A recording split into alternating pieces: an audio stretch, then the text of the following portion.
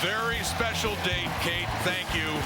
Football back in the Hammer. The last time we were here, it was the Grey Cup last December. This is the home of the Cats and, of course, the home of the Canadian Football Hall of Fame. What a celebration we've been having, as you've been hearing so far, and some of the greats of the game. You were there last night for the inductions, Dwayne Ford. Well, let's talk about not only possible future Hall of Famer and Bo Levi Mitchell, his counterpart, Dane Evans of the Ticats, under siege last week in Saskatchewan. The Riders picked up 8 sacks. Yeah, Matty touched on it. The protection of the quarterback is going to be so important for Hamilton in this game, and there's an opportunity for Dane Evans and the Hamilton offense. If they can give him time, there's some inexperience on the back end for Calgary in this game. They may be able to take advantage of that, but it all starts at the line of scrimmage.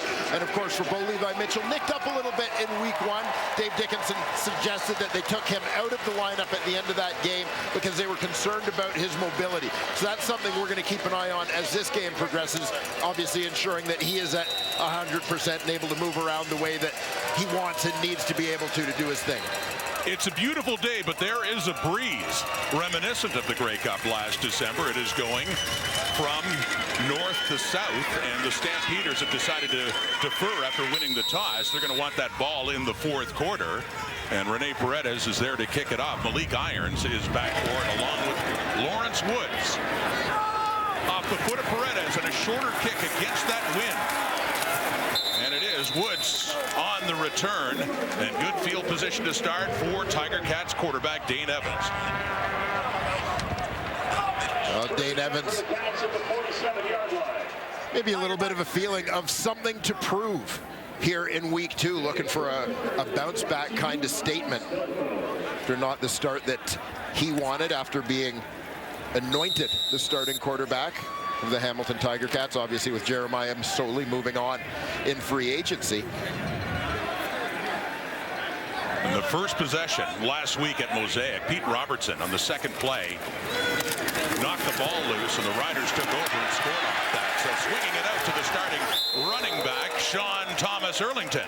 And he gets across the Calgary 50, first down Tiger Cats. Yeah, nice quick hitter here, and I like this play when you're talking about a situation where the defensive line is looking to be aggressive, because you're going to see these guys trying to get upfield, but as you swing Erlington out of there, it forces the D-line to redirect, and that can make them a little bit more hesitant getting upfield on future plays. Working quickly now on first down and rolling off to the left and completing a short pass there. That's off to Stephen Dunbar. So let's meet the Hamilton Tiger Cats offense now, brought to you by Expedia. As we take a look at this group, all eyes will be on left tackle Tyrone Riley as they look to secure that pocket for Dane Evans. In the receiving game, Stephen Dunbar, second-year man, to be counted on for big things. Obviously with Jalen Acklin and Brandon Banks departing during the offseason. Ticats with the wind at their back on the move. There's a completed pass to Tim White, and another first down for Hamilton, down to the Calgary 35.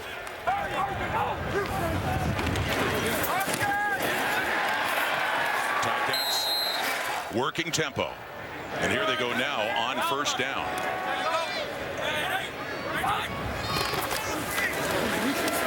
Handing off, Braylon Addison picks up 4 or 5 yards down to the Stampeder 30.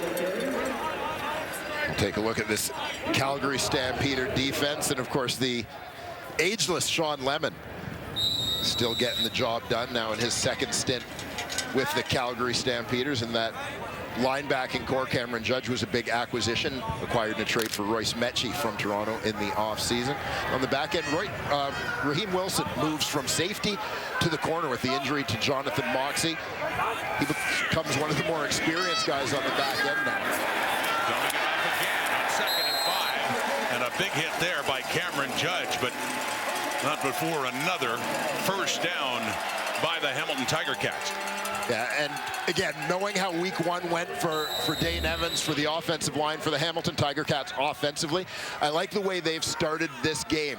Getting the ball out of his hands quickly, allowing him to get into a little bit of a rhythm, develop some confidence for that offense. 4 for 4 is Evans thus far. Handing off to Poppy White, and he is upended there by the corner. Raheem Wilson coming in to knock White down right at the 20, and just a gain of 2. Yeah, we mentioned Raheem Wilson right to the far right side of your screen. He recognizes this play. You'll see him step up. He becomes the unblocked man as they're trying to get to the outside because everybody's blocking down. There you see the wide receiver. Dunbar comes down to the halfback. They leave the corner. Raheem Wilson was up to the challenge. So a 2nd and 8 at the Calgary 20 now. Dane Evans, they're on the move, completing there to Braylon Addison. Gets it inside the 15, but still a couple of yards shy. Looking like a field goal situation now for Hamilton to start this game. Yeah, depending where the spot goes.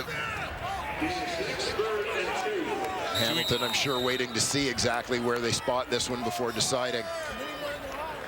And the Stampeder slow to get up. Looks like their boundary corner, Trey Roberson, still on the field. And it is a good yard and a half on this 3rd down.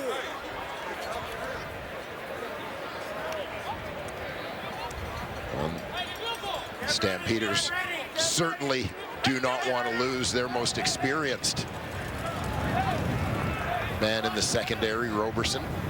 In the middle, rookies Deontay Ruffin and Titus Wall making the move from Sam, as you talked about, to safety, and Brad Muhammad, who had a handful of games with Ottawa last year in his 2nd year. So on comes Michael Domagala with Matthew Schultz to put it down. And the Calgary 14, the 21-yarder up and through. And just like that, the Ticats take the ball with the wind at their backs. They move down and they pick up the first score of this game. Hall of Fame game, Tim Hortons Field.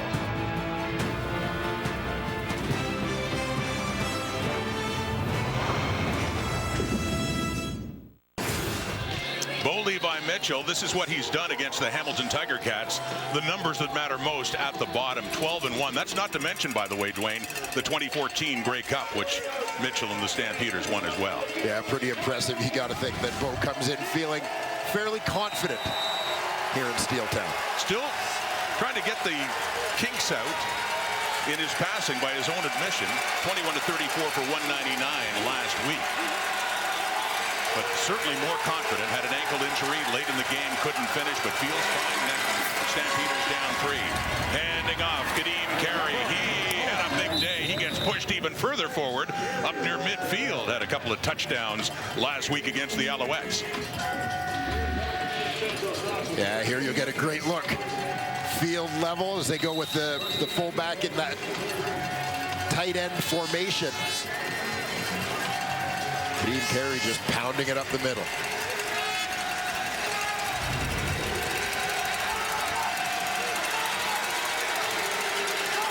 He stays in there. 1st and 10, Calgary 52. And he gets the ball again, trying the right side.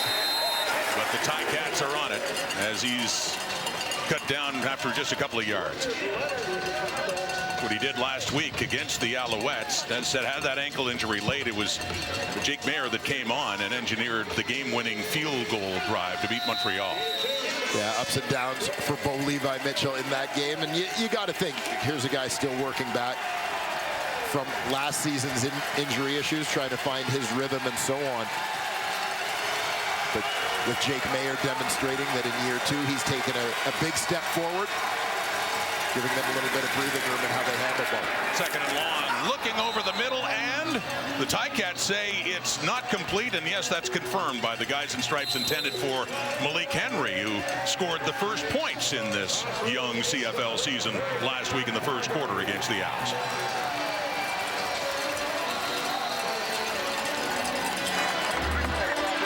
Big stop there for Hamilton after Calgary started it off with a bit of a bang in the run by Kadeem Carey, but Henry just unable to squeeze that one as he goes to the ground. Lawrence Woods, newcomer, back to get the punt by another newcomer, Jimmy Smith, filling in for Cody Grayson, had a great day. A net punting average against Montreal last week of 44.7, including one inside the 10. But against the wind, that'll affect the numbers, and a no-yards penalty, too, caught there after a punt of only 24. Little tougher against a breeze that stiff, and a 15-yard penalty to boot. Ticats have the ball again, and a 3-0 lead here in Hamilton.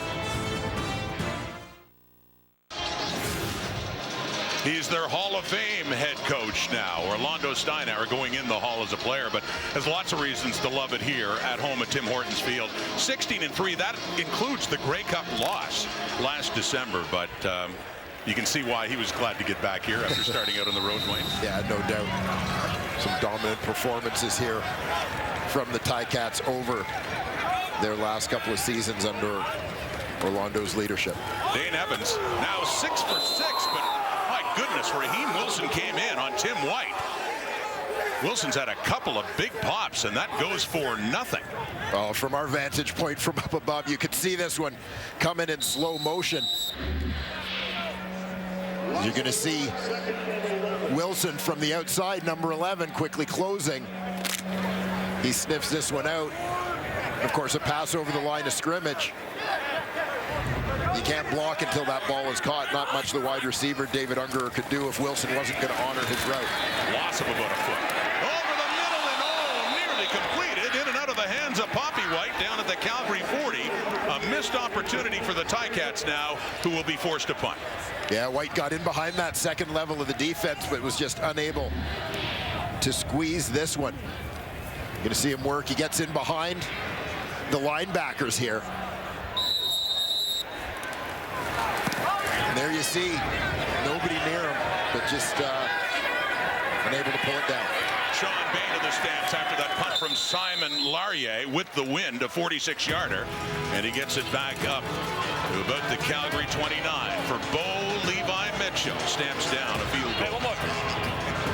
He was the second leading running back in the CFL last year. Had a good start last week in the opener too. Kadeem Carey, 90 total yards, 60 on the ground, 30 through the air, and a couple of touchdowns as well. And he was telling us, sure, he loves to carry it. He loves to block as well. But Kadeem Carey, some tough running inside there against the Owls in that 30-27 win on opening night in the CFL. Kadeem Carey, I thought, served notice last week that he's a guy ready for a real breakout season here in his Canadian Football League career. Stampeders, first down. Mitchell off to the left, and it falls a little short that time. A one-hopper in to Malik Henry, so second down. Let's have a look at that Stampeders offense, Dwayne. And along the offensive line, we'll keep an eye on big Derek Dennis, the veteran, making his way back to Calgary in a somewhat familiar left tackle spot. And the receiving corps, keep an eye on second-year man out of York, Luther Hakanavanu. Had a big touchdown here last season against the Tiger Cats. Over 70 yards in that one play. Biggest play of Luther Hakanavanu's young career. Mitchell flags down, completed pass. It is Reggie Beggleton. He gets across midfield. He gets down inside the Hamilton 50. But as mentioned, there's some cloth on the carpet right now. Right back outside, near. Calgary number 88. A 5-yard penalty will repeat second down. The original line of scrimmage, Kamar Jordan.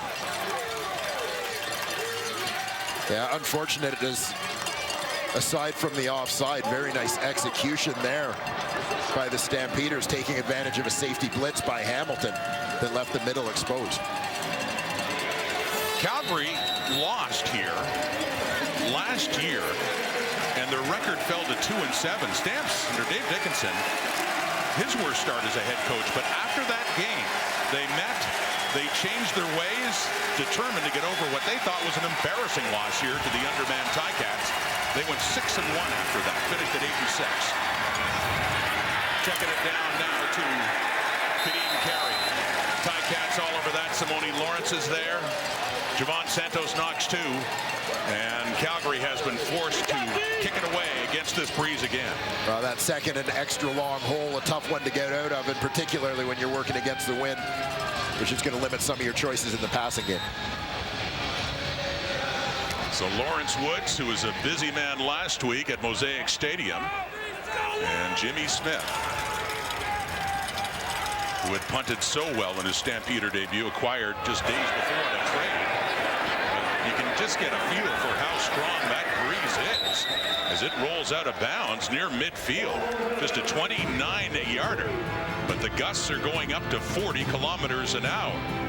Good field position for Dane Evans and the Cats. He's one of only 3 to be in both the Pro Football and now Canadian Football Hall of Fame, the legendary Marv Levy. Let's go down to Matthew Shinetti. Well, Rod, Marv Levy started his pro football career coaching with the Montreal Alouettes for 5 seasons. And now that he's in both the Pro Football Hall of Fame and the Canadian Football Hall of Fame, he is now alongside the great Bud Grant, who was the coach of the Winnipeg Blue Bombers and the Minnesota Vikings. Earlier, I spoke to Coach Levy and I asked him the honor of being with Bud Grant in both Halls of Fame. It is overwhelming to enter the Hall of Fame. Yeah, with Bud Grant, both in the Canadian Hall and the NFL Hall of Fame, and with others beyond that. But I knew Bud Grant, and I knew him well. I respected him. We were good friends, but it is very uplifting. You won 2 Grey Cups during your time in the CFL. How did those championships influence the rest of your coaching career? I think as a coach, not only your players, but you too learn something every day. And one of the things I learned was how important the fans were and how important the media was. The popularity of the game depends on all 3. The participants, players and coaches, the fans who support it, the media who convey it. And 90% of them are straight shooters.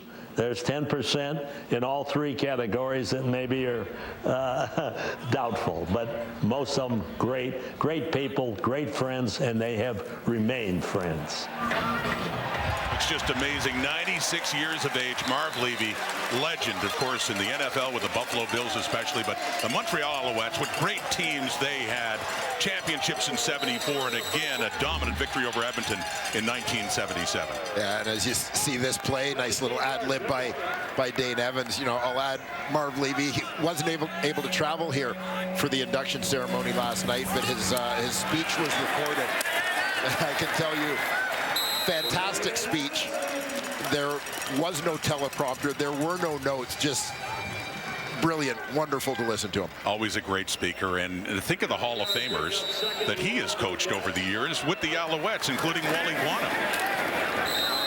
Yeah, you think about that fantastic legacy left by Marv Levy here in the Canadian Football League. As you said, obviously Wally Guano, the CFL's all-time leader in victories, coaching victories. So the Ticats, sorry, Dwayne. No, just so many terrific players. They really did have them, and what a day to celebrate that last night, of course, for the official induction. So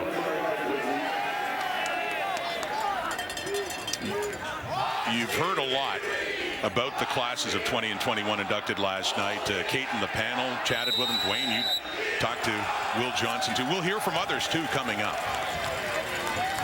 But as I said, terrific to hear from Marv Levy. Unfortunately couldn't make it to the ceremony and the induction, but richly deserved his place in the annals of both pro football and Canadian football halls of fame.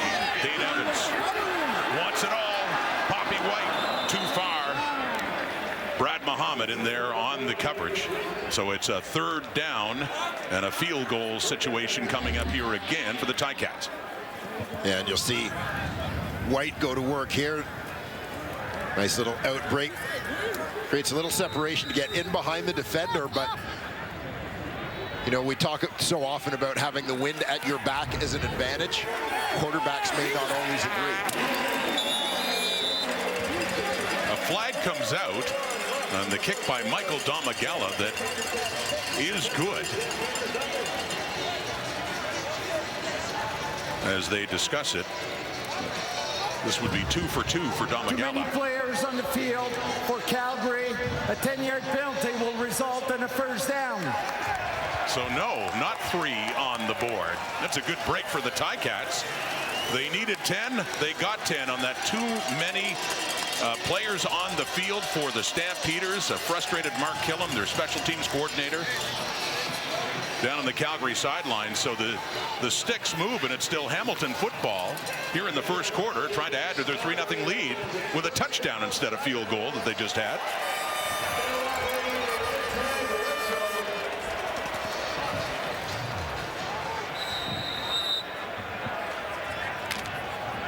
All of Saskatchewan right now thinking, I'm glad it doesn't just happen to us. Coach. It's not so fresh anymore. No, it's 13 years ago. You're right. There's Braylon Addison. Inside the 20. Down to the 15.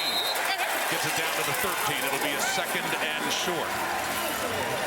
Just take a look back at the penalty that extended the drive. You're going to see right here the Stampeder player scurrying to try to get off as they recognize they've got 13 out there, but couldn't get him off before that ball was snapped. Second and 4. Calgary 14. Ticats, home opener, coming in at 0-1. Good start against Calgary. As mentioned with the wind, it's important. It's complete. Sean Thomas Erlington. Touchdown, Ticats.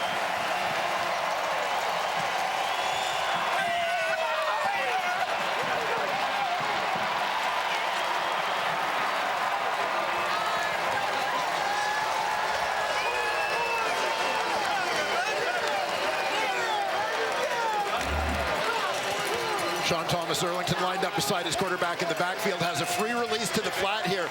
Nobody goes with him. He is wide open. Receivers have pushed the secondary off far enough that nobody's able to come up and tackle him before he can cross that goal line. And the kick by Michael Domagala goes wide, so it turns out to be a 3-point penalty, costing Calgary with too many on the field that extended that drive, a 9-play drive. Instead of the field goal, it's an unconverted touchdown and a 9-0 lead now for Hamilton.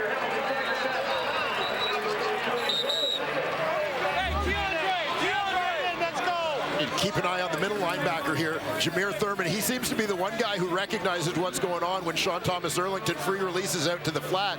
He recognizes that somebody's got to go with him as he's kind of pointing. You'll see him directing traffic. Shift out, bump out. Nobody gets out wide with Erlington. He's wide open in the flat. Has an easy path to the end zone for the game's first touchdown. Don Jackson started running back last week in Saskatchewan. Sean Thomas Erlington, biggest play last week, albeit in a losing cause, was forcing a fumble on the opening kickoff of the second half. It gave Hamilton the chance to go in and score against the Rough Riders. Product of the Montreal Caravan, his 5th year, and here's William Longley back for this one. The kick from Domagala. One of the newcomers with the ball, that is Peyton Logan on the kick return for Calgary. Now down 9.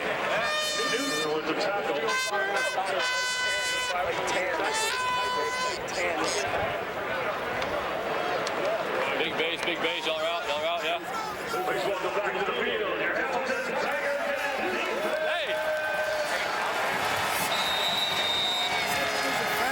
So you see Bo Levi Mitchell on the sideline. It is Jake Mayer. Or it's Tommy Stevens, QB3, getting his first CFL reps. The 3rd-string quarterback, Tommy Stevens, out there. The wind is so strong. Tommy Stevens is an excellent runner. Yeah, well, I think it's Mississippi State. And, you know, a matter of, as you can see with that type of play, not necessarily a play you're going to run with Bo Levi Mitchell, not necessarily a play you're going to run with Jake Mayer, but Tommy Stevens brings a little bit of a different skill set, so you put in a package for him, something Hamilton hasn't seen, hasn't necessarily been able to prepare for, try and catch them off guard early in this ballgame. So Mitchell is back in there, and the running back is Peyton Logan. Reggie Begelton. Motion to the right, throwing off to the left and completing it to Kamar Jordan, who gets it up to about the 43 and near first down yardage for the Stampeders. Indeed it is.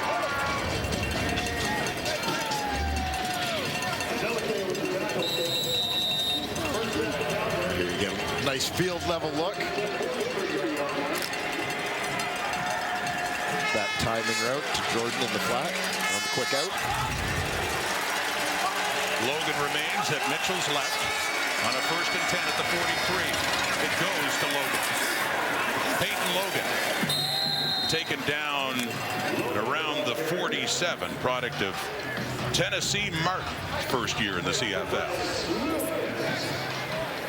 We take a look at the Tiger Cats defense. A little bit of a ratio shuffle for them. Sees second-year Canadian Mason Bennett get the start at defensive end. Looking forward to seeing what he can do. Cameron Kelly, I thought, was fantastic in 2021 in his first CFL season. And, of course, always one to watch, the former Stampeder, Tunde Adeleke, at free safety for the Ticats. Kelly had a couple interceptions in the Grey Cup last year. That one is complete. Malik Henry up at the 50. And a gain of a couple of yards. A little shoving after the fact, Kamar Jordan. So it is still shy of a first down. Third down and 2 as the punting unit will come on for the Stamps. It'll be an ongoing theme in this game, given how strong the breeze has been. Calgary deferred. Most teams have taken the ball so far if they win the toss. But understandably here, the Stamps want that wind at their backs in the fourth quarter. Yeah, definitely a trend in Hamilton as we get the fake. Direct snap to the outbound. They do the direct snap. They needed a couple of yards, and it's not enough as the Hamilton offense comes on, so they took a chance, the Stampeders did. But it doesn't work out. Still about a yard at least or 2 shy, and it's a first down for the Ticats just over midfield in Calgary zone. Yeah, keep an eye on the personal protectors here. Get a lead block outside, snap to the trailing up back. That's Tommy Stevens, number 3 quarterback, who we saw run the ball earlier. I like the call. You know, you're trying to get a drive going, trying to muster something up here against the wind. They swing it out to Sean Thomas Erlington, who looked like he kept his feet enough for a first down. Was he down before? And one more play to go until quarter time, and then Calgary will have the breeze at their backs.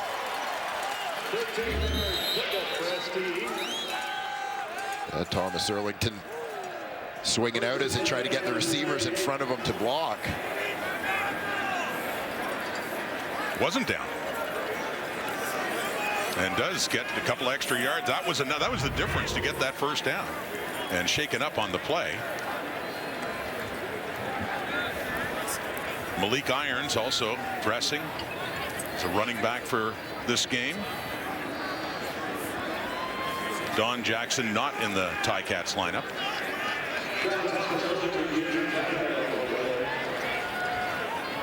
Kadeem Carey, we saw Peyton Logan in, and Carey getting some attention from the medical staff as well from Calgary. So both starting running backs.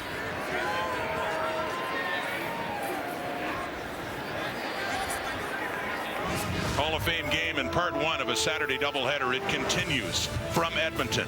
The Saskatchewan Roughriders, who beat Hamilton last week, taking on the Edmonton Elks, who lost badly against the Lions of BC Place. Kickoff coverage begins 9:30 Eastern, 6:30 Pacific, only on TSN. And that is part 2. Now the Elks looking for a bounce back, but a tough matchup. Cody Fajardo and the Riders. And the way that Saskatchewan defense looked. Dane Evans knew all about that. They sacked Hamilton quarterbacks. Matthew Schultz was in at the end, but Evans was sacked 7 times. They got to Schultz as well. Lots of pressure from Saskatchewan. Riders trying to push it to 2-0 later today against the Elks. Little pump fake, and looking back to his right. Wide open receiver. Last play of the quarter. Touchdown Hamilton. Stephen Dunbar, 38 yards. Just before they switch ends and go against the wind, they add to their lead. Yeah, that's it. Last shot with the wind, they take advantage of it. Going over the top. Little double move and a pump fake here from Dane Evans. You see the protection gives them time. Calgary only rushing 3. Dunbar gets Wilson to bite short before sneaking in behind him. Nice toss from Dane Evans to drop it in there. It's a Ticat that's happy to be back home as well, and had a touchdown in his last game here. Wasn't a victory in Grey Cup 108, but Dunbar had a big one. He had a big one last week too. One of the few big offensive plays for Hamilton against the Riders at Mosaic. So touchdown number 2 for Dunbar, and of course they're going for 2 with Malik Irons carrying it in easily. Keep it on the ground and make up for the missed extra point in the previous touchdown. The first quarter is over. The Ticats have had the wind, and they've had a lot more going for them in this Hall of Fame game. Evans, Dunbar, a 17-point lead over Calgary.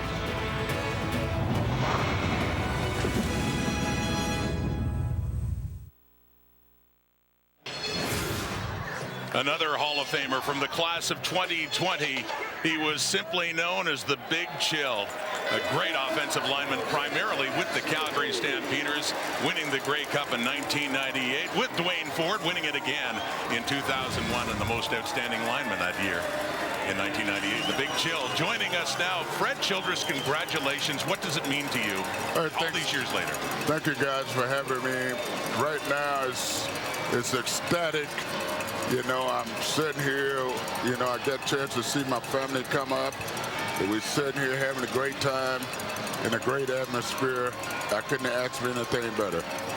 Fred, for you, having played most of your career in Calgary, it's got to be kind of neat to look back and see the names on that plaque for the '98 Grey Cup and join so many other guys from that team in the Hall of Fame. Hey, I thought we made it sweet. We came here last night. We had Dave, we had Henry, we had Hub. We had some of the great players that played for Calgary. It was a great atmosphere. You actually started with one of the American CFL teams in that expansion in the 90s, Shreveport, and then a teammate of Matt Dunnigan's with Birmingham in 1995. What do you remember about those days? Yeah, Matt was one of my teammates back in Birmingham. I used to block for him. Then I came, to Shreveport back in the day. Then I came to Birmingham. We had Roy Shivers as our, general manager. And we put a lot of great players together on a great team. Stampeders now with the win and down by 17, but not much doing there. That's Peyton Logan in for Kadeem Carey, the injured starting running back for Calgary. Fred, you're a guy who was also known for versatility, a star at both guard and at tackle. Do you have any preference where you played on that offense? I really didn't have any preferences. I just wanted to help the team win. I played guard, and one of the greatest coaches I think I played for was Dan Zarazio. Dan helped me in so many fields. He got me right for offensive guard and tackle. And at the end of the day, that's why I'm standing here, I think, because Dan did a great job teaching me the techniques and all that to go along with the CFL. Richie Sindani with 7 catches in the opener last week on the receiving end here for the Stampeders, and a 1st and 10. Calgary on the move up at their 49. Handing off to Peyton Logan, first CFL game, and gets across midfield down to about the 52 of the Stampeders then. What do you remember most? What's some of your cherished memories of playing in the CFL, particularly with the Stampeders? My cherished memory is when we won the Grey Cups. It was this man right here was with when we won one. Then we won another one. And it was great to play for the Stampede organization. And I'm so happy I got that chance to play with him. It is now a 2nd and 1. Short yardage. That Ticat defense rising up there. It's Kyle Wilson, linebacker, coming in, and Micah Johnson, too. You know what the Stamps needed there? They needed Fred Childress. They needed Fred Childress leading the way. All right. It'd have been a great show. Yeah, stuffed on that one. Great surge by the Hamilton Tiger Cats. Micah Johnson. They're going to go 3rd and 2. With the wind, they're going. Completes it. 1st down. Gets it enough to get it inside the 45. So Reggie Begelton. Well, big play, and appreciate the call, the gamble here on 3rd down by the Calgary Stampeders as they find themselves in a little bit of a hole after playing against the wind in the 1st quarter of this football game. So they bound and determined to make the most of their time with the wind at their backs here in quarter number 2. Begelton coming back to the Stampeders last year after trying the NFL. Had a great year with Calgary back in 2019. Won a Grey Cup with them the year before. On the 1st and 10. And Peyton Logan is there. Fred, obviously not a lot of stats to be had as an offensive lineman, but tell me about the pride you take in the consecutive 1,000-yard seasons that our running back Kelvin Anderson. You know, Kevin was one of my friends, and we try to go every day. We practice. Let's go get it, right? And he came to the Hall of Fame before me, and I eventually wanted to get here, and I think I paved the way to try to. He made it. I wanted to make it. You know, just like my friend Ed Davis and all these guys. We work together to get to what we want to accomplish. Yeah. And I'm so happy to be here. It's so neat, too. You know, I mean, we talk about American expansion in the Canadian Football League. You just mentioned yourself, Kelvin Anderson, Eddie Davis, Thomas Ram, your partner. Thomas Ram, my partner, he's playing for the Stamps. His son playing for the Stampeders right now. Yeah, I mean, I just talked to him last week. It's great to talk to these guys, right? Yeah, and a group of guys who earned their opportunity in the CFL as a result, initially, of expansion into the U.S. Yes. It's great. It's great to have an expansion. It gave us a lot of opportunities to be where we are today. Rene Paredes will try the kick here to get Calgary on the board with the win. A 54-yard try, 3 for 3 last week, including the game winner in that 30-27 victory over Montreal with just 31 seconds left in the clock. Flag coming Legal out. procedure. Calgary number 97. 5-yard penalty. It remains third down. Strong win, but I don't know if it's that strong because that's a critical 5 yards, Dwayne. When it was 54, now back to a 59-yard attempt if they were going to do it. Yeah, the punt team comes out, now. field goal team no longer required. So a couple of special teams mistakes by Calgary are costly. The one that led to the Ticat touchdown back in the first quarter. Too many men. 45-yard punt to the breeze. Poppy White breaking through. The Big Chill Hall of Famer Fred Childress, immortalized here in Hamilton in the Canadian Football Hall of Fame. Thank you for joining us. I want to thank you guys. I want to say to my kid at home, Javon, he couldn't be here. I love you, man. And I get back home to see you. Special teams penalties really costing the Stampeders as many as 6 potentially, as they have to settle for a punt. And Hamilton against the win, and they're 19. Dane Evans throws it off to the left for Tim White, and that falls incomplete. Second down. Yeah, a little bit of trouble with the snap on that one. I think threw off the timing on that particular play. Evans might have had a chance to go to the flat to his right initially, but again, having to go low to pick up the snap. But the Ticat offense certainly took advantage of the breeze. They'll presumably have it again in the third quarter. Calgary had deferred. 2nd and 10. 16 pass attempts through the first 20 minutes of this game for Dane Evans. Number 17 there, and it's complete. Braylon Addison has that up across the 35 to about the 38 and a first down, Hamilton. Well, what a difference a healthy Braylon Addison could make for the Hamilton Tiger Cats here in 2022.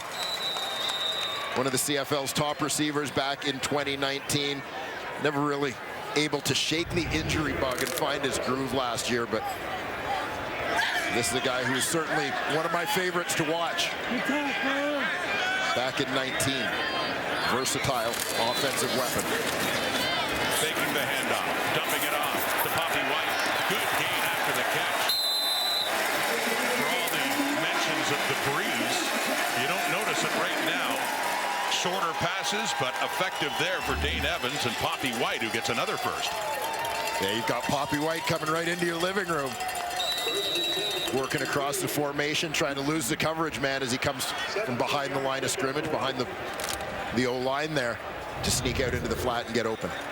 To the Calgary 53, Evans is 13 of 18 for 169 and a couple of touchdown passes.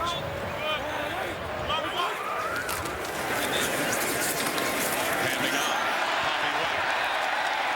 More good yardage inside the Calgary 40, another Hamilton first down. And you know, a couple minutes ago I mentioned the versatility of Braylon Addison, as that was one of the things I really enjoyed about how the Tiger Cats used him in their offense in 2019. And here you're going to see Poppy White lined up. He's a deep man. receiver lining up at tailback, that combination of Poppy White, Tim White, Braylon Addison, that's three guys that you can move and use in a lot of different ways in your offense. With the creative mind of Tommy Condell, it'll be interesting to see what he comes up with. From the Calgary 40. That's the Tim White, loses the ball, but gets it back. Alert after being hit hard after the catch. TJ Raham, Fred Childress had talked about him in on that play, but it remains a Hamilton ball. Yeah, just a quick hitter. Ball's on its way as Tim White gets his head around. Trey Roberson, the one coming in, was injured earlier, back in and nearly forced the turnover, but now it is a 2nd and 7. Stepping up, but he can't. Sean Lemon, he loses the ball again.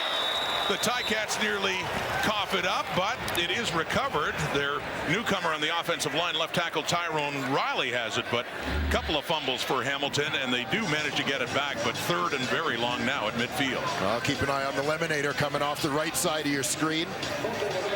He's just going to keep working on this one as Dane Evans scrambles. Here you see the new left tackle, Tyrone Riley, beaten quickly inside there.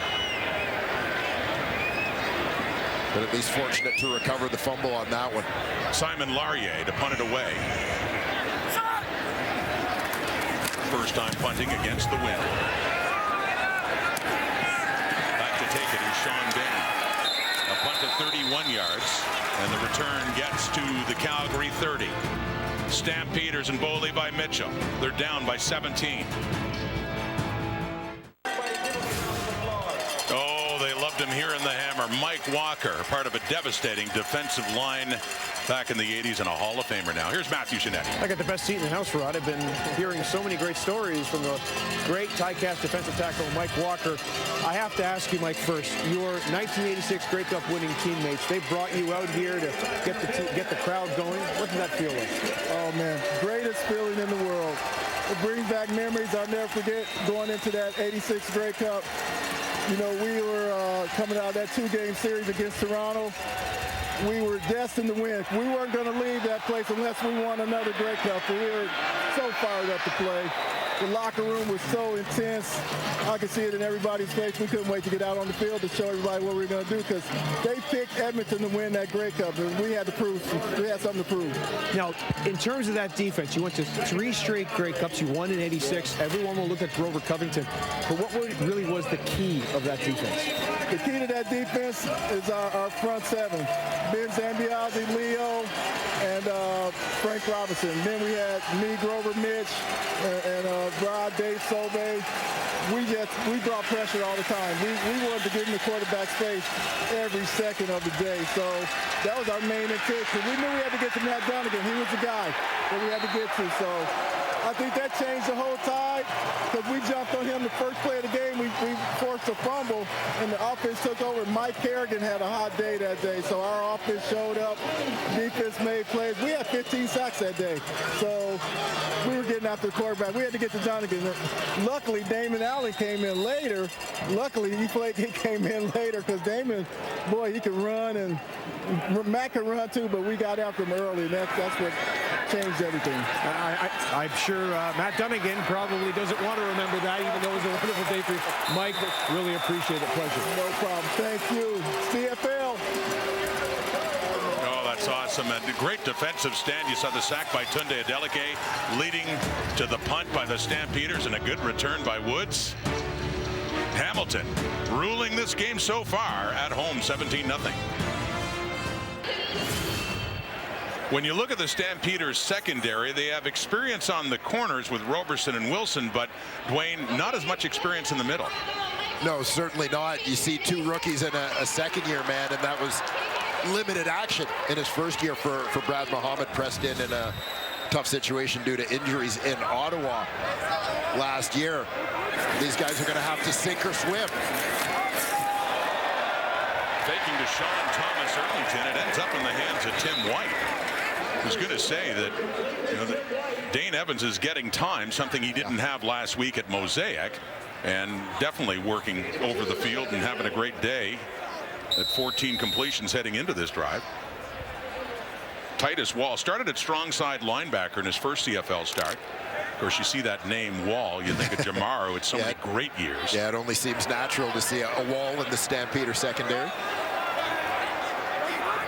2nd and 8. That 2-yard gain by Tim White. Under pressure again. Mike Rose chasing him. Nice catch, one-handed by Stephen Dunbar.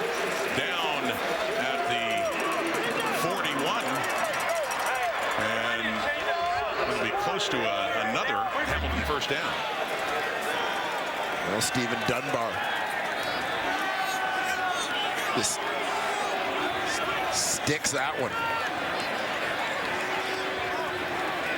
Creating this 3rd and short situation. Matthew Schultz has come on in this short yardage. And that will put Dane Evans up over 180 passing yards already in this football game as we talk about the youth on the back end, inexperience for Calgary. The former Alouette Matthew Schultz. Silas Stewart has him wrapped up, but not before he gets over the 40-yard line. That should be a first down for Hamilton. Matthew Schultz filled in admirably after Vernon Adams got injured last year in Montreal. They still made the trade to get Trevor Harris, and he signed on as a free agent with Orlando Steinauer's Ticats in the offseason. Yeah, I like that addition for the Hamilton Tiger Cats, obviously, as they found themselves in a position of kind of 1A and 1B with Dane Evans and Jeremiah Masoli having to make a decision there for salary cap reasons, but bringing in Matthew Schultz to provide some experience. Evans over the middle and complete again. Having a good afternoon in this Hall of Fame game. Tim White taking that one, and enough for another first down for Hamilton. They just keep moving against this breeze.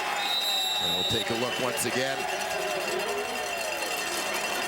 Protection provided by that offensive line. Given time, Dane Evans continues to go to work. Sean Thomas Erlington and Stephen Dunbar have the touchdown catches for the Ticats. That and a Michael Domagala field goal and a 17-0 lead here in the first half. Evans again. Tim White again. Inside the 20, and it looks like a first down again, or awfully close for this team in black and gold on the move right now. Once again, we'll credit offensive coordinator Tommy Condell for the game plan here, right? Taking some of the pressure off his offensive line by calling plays that are going to get the ball out of Dane Evans' hands quickly. Good for Evans' confidence, good for the confidence of the offensive line as well. A fast first half, and Hamilton's not done yet. 3 minutes on the clock. They give the warning.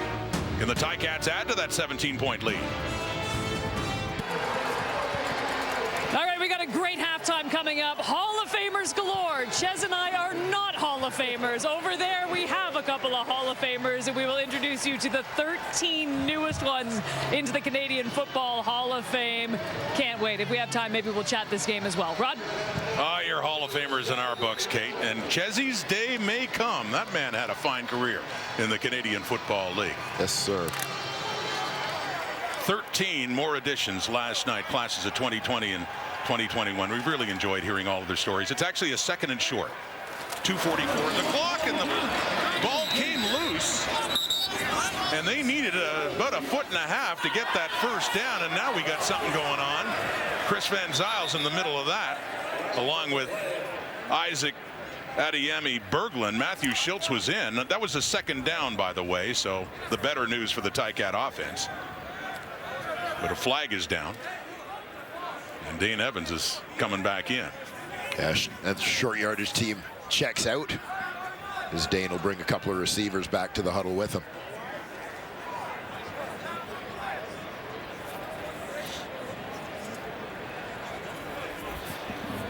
(18 of 23), over 200 yards passing, 2 touchdowns, no picks for Dane Evans. A much better day than the opener in Regina last week, where Ticat quarterbacks were sacked 8 times. And that man, while thinking primarily, of course, about the game coming up, is also being inducted into the Hall of Fame and trying to deal with that very pleasant distraction. Orlando Steinauer, protection issues with injured offensive linemen last week as well. The center, Alex Fontana, and one of the backup old linemen, Kyle Saxlett, came in and got hurt as well. The foul occurred after the play. We've got a major foul, unnecessary roughness, misconduct foul against Hamilton, number 54.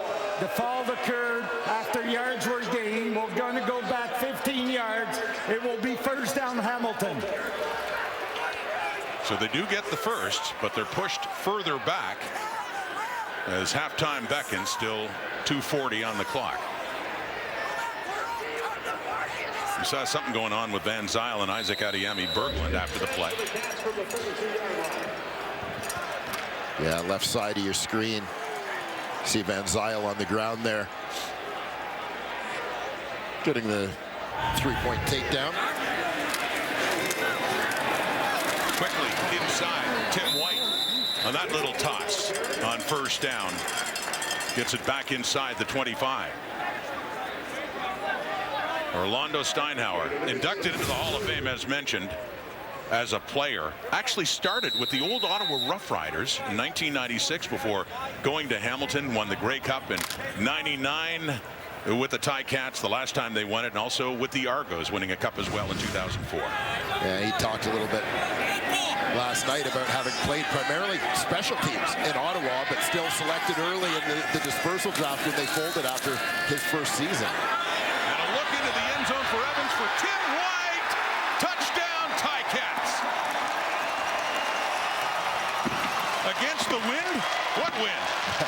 Doesn't seem to be a problem. They look like they've had the wind at their backs all game.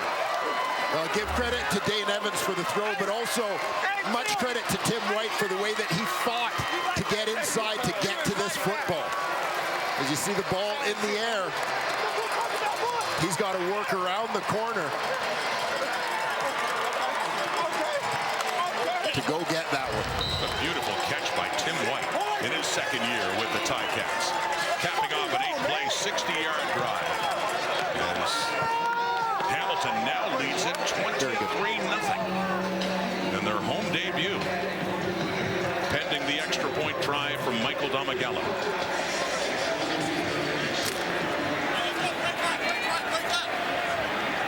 Complete dominance from the Ticats against the Stampeders today. Schultz puts it down. Domagala puts it through. Hamilton 24, Calgary nothing. Well, we get a look. A little bit of pressure in Dane Evans' face, but man coverage. That's the rookie halfback, Deontay Ruffin, doing battle with second-year man Tim White. A little bit of hand fighting going on there. White wriggles himself free just before the ball arrives. Dane Evans, 20 for 25, 234 yards, 3 touchdowns. What a difference a week makes, and a change of venue as well. Well, we said out of the gate, Dane Evans would be looking to make a little bit of a statement to erase last week's Ticats offensive performance and get things back on the rails here, and he has certainly done that thus far in the first half, Rod. Last week, Wayne, he was 18 of 28 for 222, 1 touchdown, 2 were picked off. So he has more completions, more passing yardage in less than a half compared to that full game in Regina last week. Off the kickoff, it's Sean Payne at the Calgary 30. Looking to get something with this breeze at their backs before they head to the dressing room, and they certainly have time with 2:04 still on the clock. They got to get something going. Well, they certainly do, because one of the other factors in this game, Rod, is if you start looking in terms of the number of offensive plays each team has run, and as a result, obviously, how many snaps defensively the teams have been on the field for. You know, Calgary's got to protect their defense a little bit here. They've been out there a lot. Yes, Dwayne, 5 for 10, 29 yards passing, just 53 net yards offense for the Stampeders in this game. Pressure coming from Julian Howard. Gets it away to Logan. And Logan, and he lowers the boom on Deontay Evans to get that first down, Calgary. 'Tis better to give than to receive. Peyton Logan. Lowering the boom to finish this run. Listen in.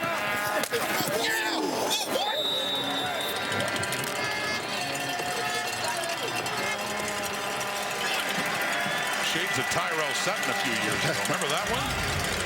Well, Logan's got that low center of gravity. Deontay came in a little bit high. And right over the top, Cameron Kelly riding Reggie Begelton after he makes the catch on that first down. Gain of 6.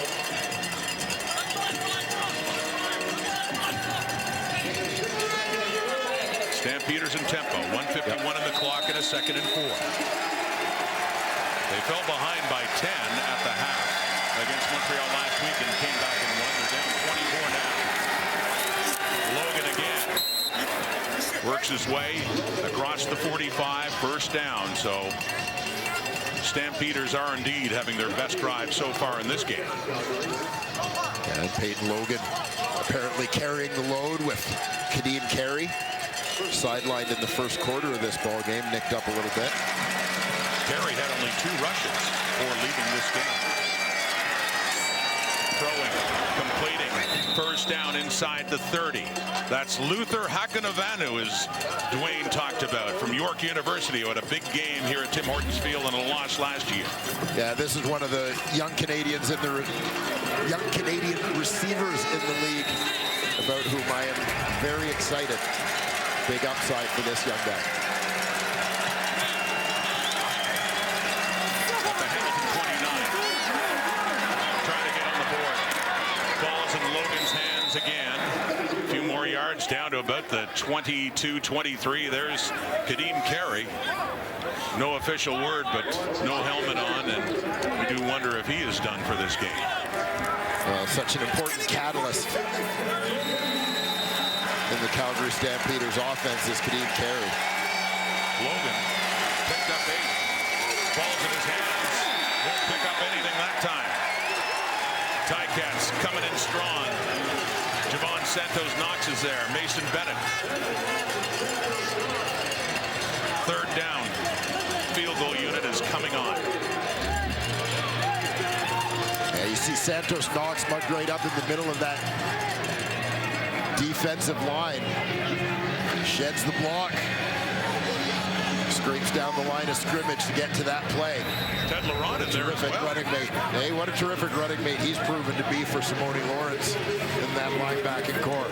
Great addition last year for the Cats. They played in Winnipeg before that. Yeah, brief stint in Edmonton as well. But primarily played on the weak side, but brought here to Hamilton to play in the middle, and he's looked right at home. Ball spotted at the 28 for Rene Paredes, and finally, the Calgary Stampeders are on the board.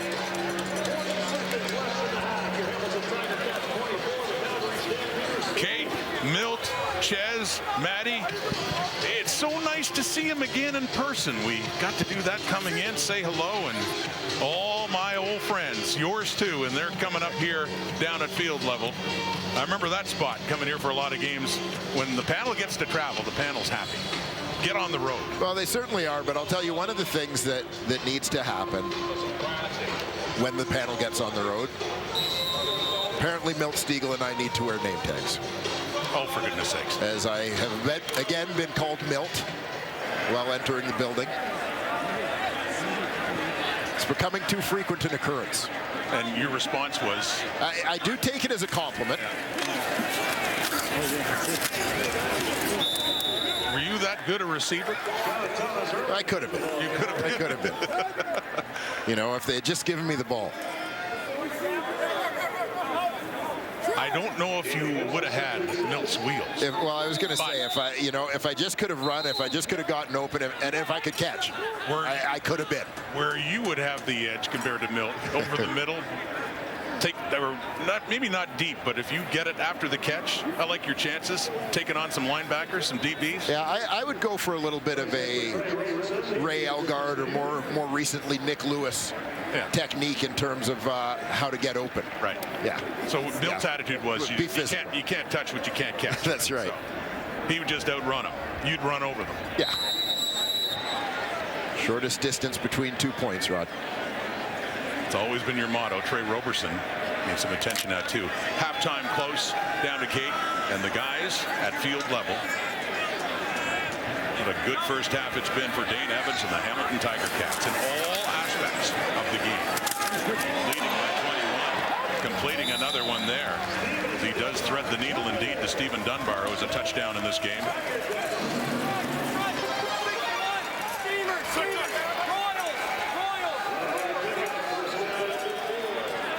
Evans, the undisputed #1 quarterback in this city now, sharing the job with Jeremiah Mazzoli at 19 and 21.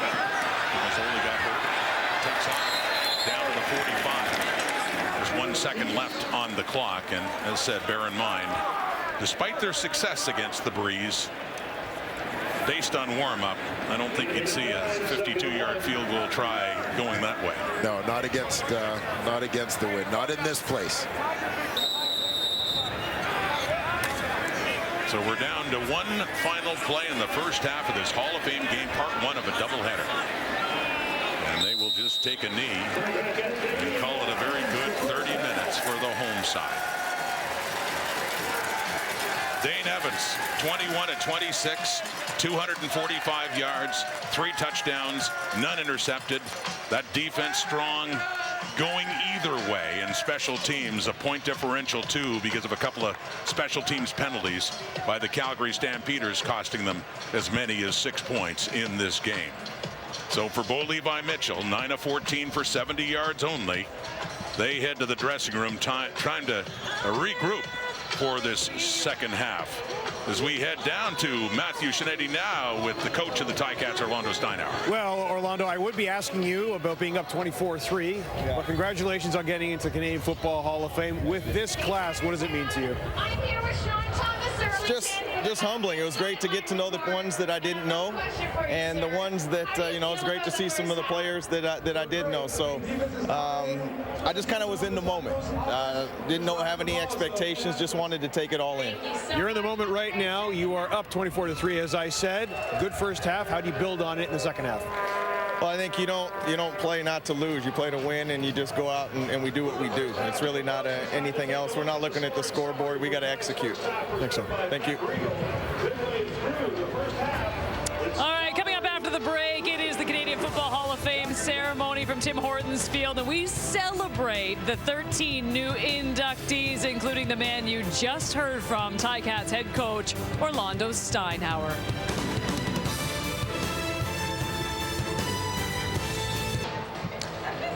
After 2 years of hiatus, finally time to honor the inductees of the 2020 and 2021 Canadian Football Hall of Fame. Larry Utek honored posthumously, and of course Stamps former head coach and current president and general manager John Hufnagel, Greg Vavra, Freddie Childress, Clyde Brock, Hank we had on the panel here, Henry Burse, 18 seasons in the CFL, 3-time Grey Cup champion, 2-time most outstanding player. Taking a look now at 2021, Marv Levy, of course, in both Hall of Fames, just the third person to do that. Doug Mitchell as well in the builders category there.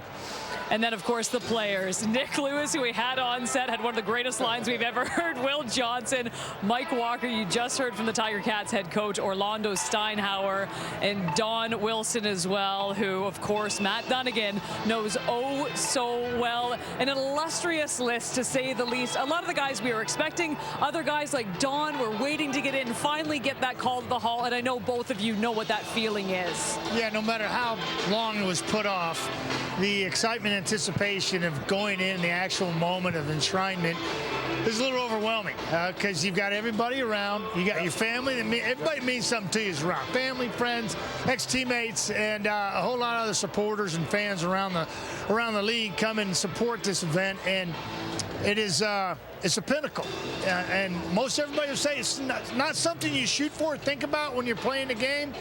But and if you're fortunate enough to be recognized in that way, it's overwhelming. Yes.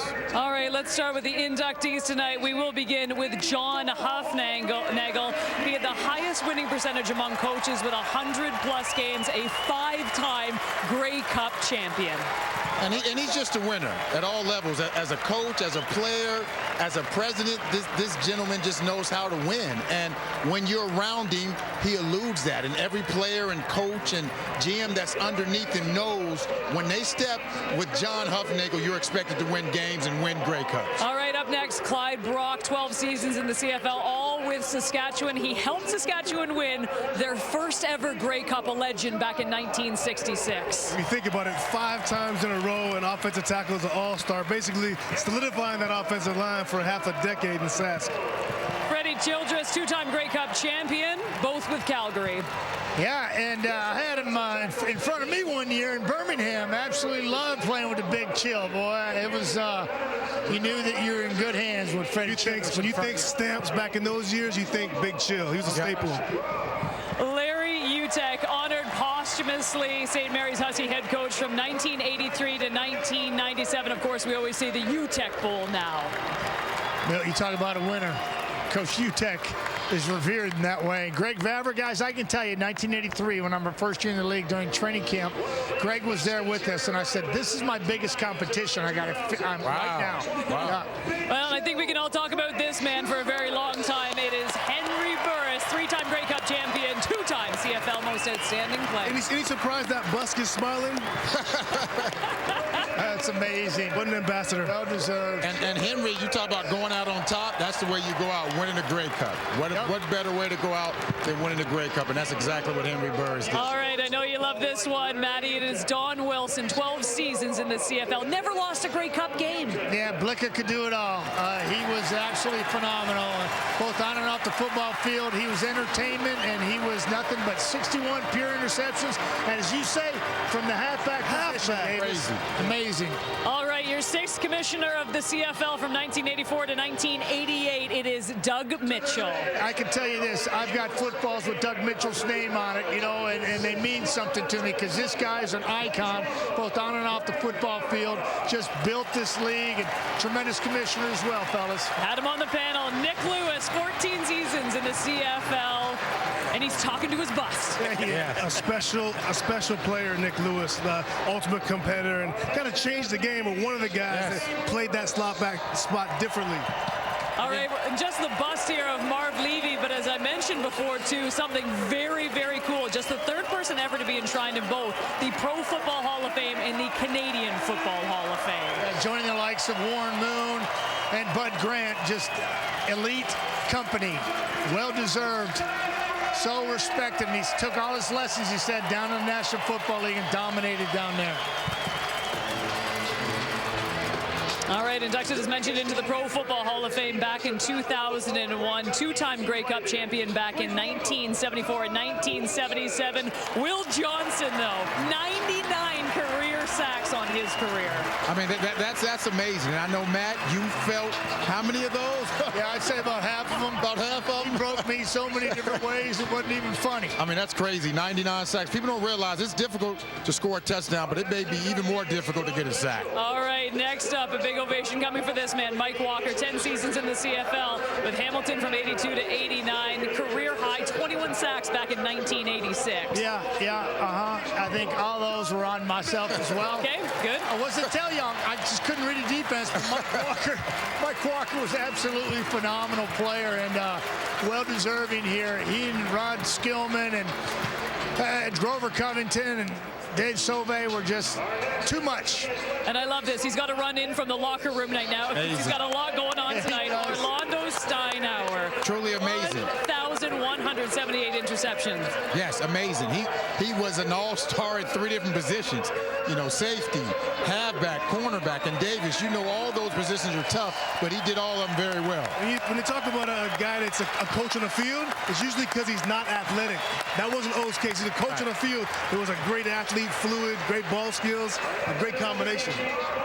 5-time All-Star, and of course we all see him as a coach right now, but those interception yards, incredible. He had 49 career interceptions, 5 for TDs. It has been a long time coming for this class. They had to wait the 2 years because of COVID, but just so incredibly deserving when you look down the list. It's truly amazing. It's truly amazing. I'm excited that we had an opportunity to recognize and celebrate these guys, and it's a lot of hard work that goes into it, but they also have to understand that their families and friends and teammates, they're also part of this. Unfortunately, they can't all be here, but it takes an entire village to make sure all these guys are represented and enshrined into the Hall of Fame. It doesn't matter whether you're a first-time ballot guy like Nick Lewis or Henry Burris, or if you waited 20, 30, 40 years. When you get your name called and you're enshrined in the Canadian Football Hall of Fame, I can tell you that's a moment you never forget, and you're blessed for the rest of your life, and it's due to a lot of sacrifices and family and effort by everybody. And the emotion, the raw emotion you guys have been through, you see from these guys, it's always, a lot of it's because of what you said, the families and your spouses and your coaches growing up. All the other people that helped you get there has got to be a real big part of that. Yeah. All right, well, a huge congratulations to the 13 inductees. No, you had to wait a little bit longer, but completely worth it. A wonderful night here at Tim Hortons Field. Don't go anywhere. Plenty more coming up after the break. Beyond the pomp and circumstance, we have ourselves a football game that is absolutely being dominated right now by the Hamilton Tiger Cats, Davis. Yeah, we wanted to see how this Ticats offense will bounce back. Well, Dane Evans, 3 touchdowns, 245 yards on Hall of Fame night. It's a Hall of Fame worthy first half. I think you need a little more, but great start for the Ticats, 24-3. Beautiful touchdown here by White. The fans absolutely loving it. The festivities for the inductees. The fact that their team is up by 21. Back to second half action right after this.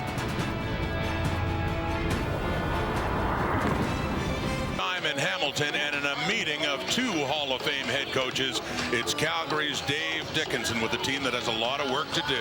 Here he is now with Matthew Giannetti.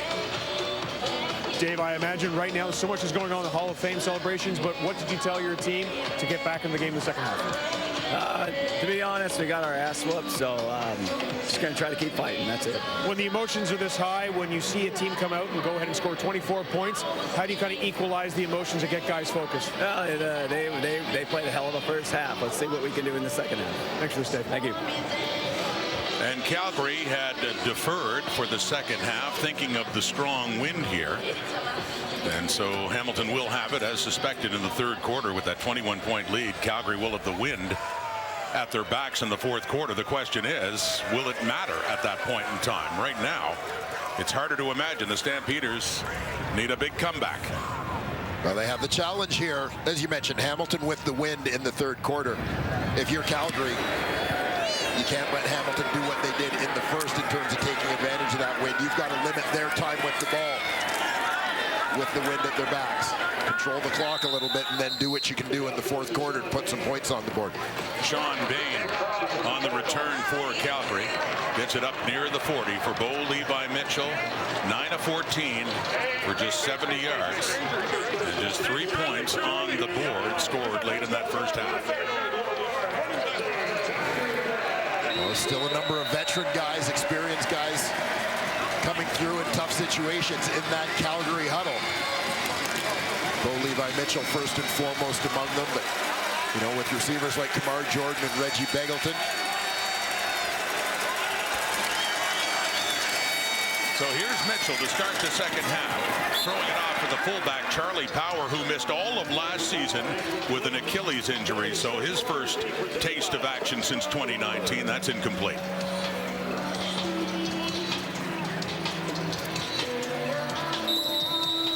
Good to get Charlie Power back in that lineup, just not only on offense, but an important part of the special teams unit for the Calgary Stampeders.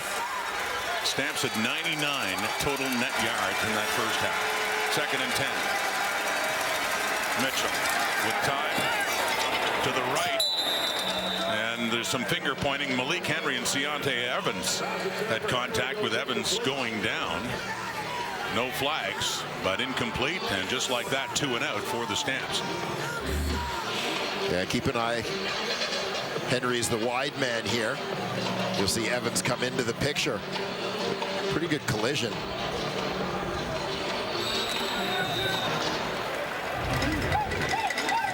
No flags come out on that one. We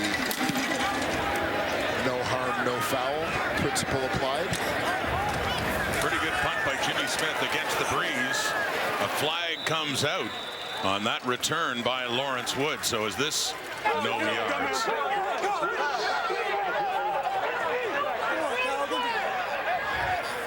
Tiger.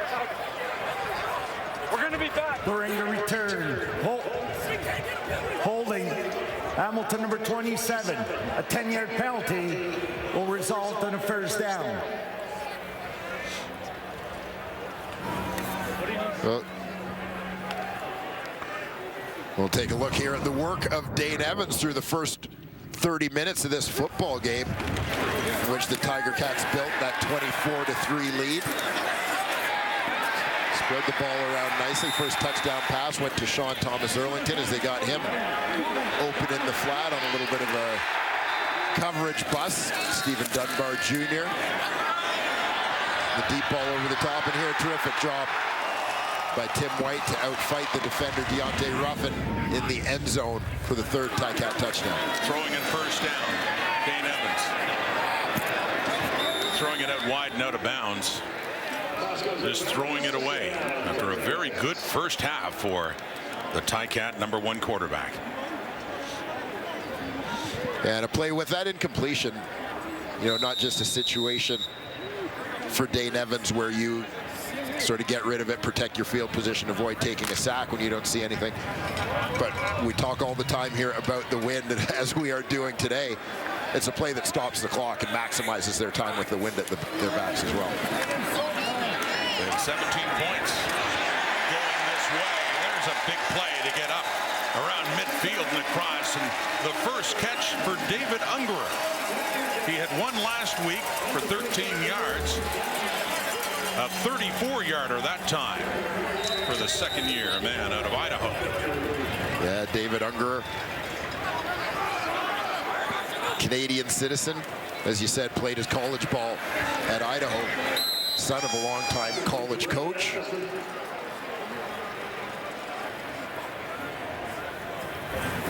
You know, he'll be relied on as a Canadian in that receiving corps with Lamar Durant and Tyler Ternowski as well, both opening the season on the 6-game injured list for the Cats. As family from nearby St. Catharines. And it was Braylon Addison who made the next catch, and this time it is Stephen Dunbar. So 3 different pass plays to 3 different receivers, and another first down for the Cats.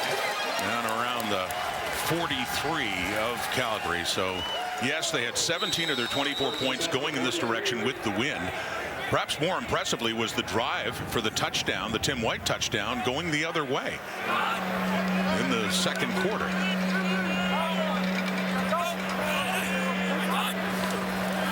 The Calgary 43. Evans with time. And a bit too high for Poppy White. Brad Muhammad in on him, and it goes incomplete, second down. Yeah, that one sailed a little bit as Calgary D coordinator Brent Monson has a moment to catch his breath as he tries to drop a few solutions to the problem that has been the Hamilton Tiger Cats offense thus far. One of the newcomers to that secondary, you see Jameer Thurman, certainly not a newcomer, coming back to the Stampeders. Used to be weak side linebacker and now in the middle. Complete and more. Braylon Addison inside the 15 before he's taken down. Addison's biggest play of this home opener at Tim Hortons Field. And here come the Ticats on a 29-yard gain in business in Calgary zone D. Now keep an eye here on Addison. Cuts back to the middle. After spinning away from the defender, takes advantage of a missed tackle, picks up a block there. Going to Dunbar again. Before that pass, Dane Evans was at 319 yards passing. And Dunbar gets it a little closer to the 10, second down. And again, it's not just the way that Hamilton has dominated on the scoreboard, but it seems like they've had the ball for the entire game. It really does.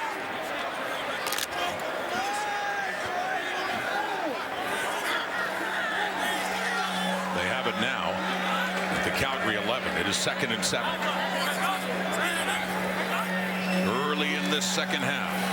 And a game dominated by the Ticats. It's intercepted. intercepted. That's the safety. Titus Wall making his first start at safety for the Stamps, and that's a big one for Calgary if they hope to get back in this game. Just as Hamilton was pressing to extend their lead, Calgary says no, they've got the football. They're down 3 touchdowns. He passed away 20 years ago, but left such a legacy. Not only a CFL player, but for what he did with St. Mary's University. Larry Utek, part of the class of 2020. His wife here for that honor. Let's go back to Matthew. It's a pleasure, Rod, to be joined by Sue Utek. First, Sue, congratulations to you and your family. Your husband was so prominent in both public service and sports, won a tremendous amount of honors, but what would be inducted into the Canadian Football Hall of Fame mean to you? You know, it's a great honor. It's a great honor for the family. But, you know, when Larry came to Halifax, Nova Scotia, he was at a crossroad like most CFL players are in their career. He took up a job taking St. Mary's, taking a losing team, 0-14, turned that team around. And not only did Nova Scotia adopt Larry, he was our favorite son in the province. Why did public service and sport, in the Maritimes in particular, end up mattering so much there? That's an easy one because we're a maritime philosophy. You always give back, right? You always be thankful for what you've got, what you appreciate. And Larry found that in Nova Scotia. And you know, this is a coach that took a losing 14-year team to the Vanier Cup 6 years later, right? That's just amazing. Thank you for this. Congratulations again to you and your family. Thank you. Absolutely. Thank you, Matthew. 2nd and 7 for Bo Levi Mitchell, completing that for a first down for Calgary. And that's Richie Sindani. Well, not too many can appreciate what Larry Utek did more than Dwayne Ford back in his days with the Western Mustangs. In the Atlantic Bowl in back-to-back years, 89 and 90, you faced St. Mary's and a Larry Utek coach team. Yeah, an absolute juggernaut St. Mary's team. Combination of Larry Utek coaching and Chris Flynn, who was here last night.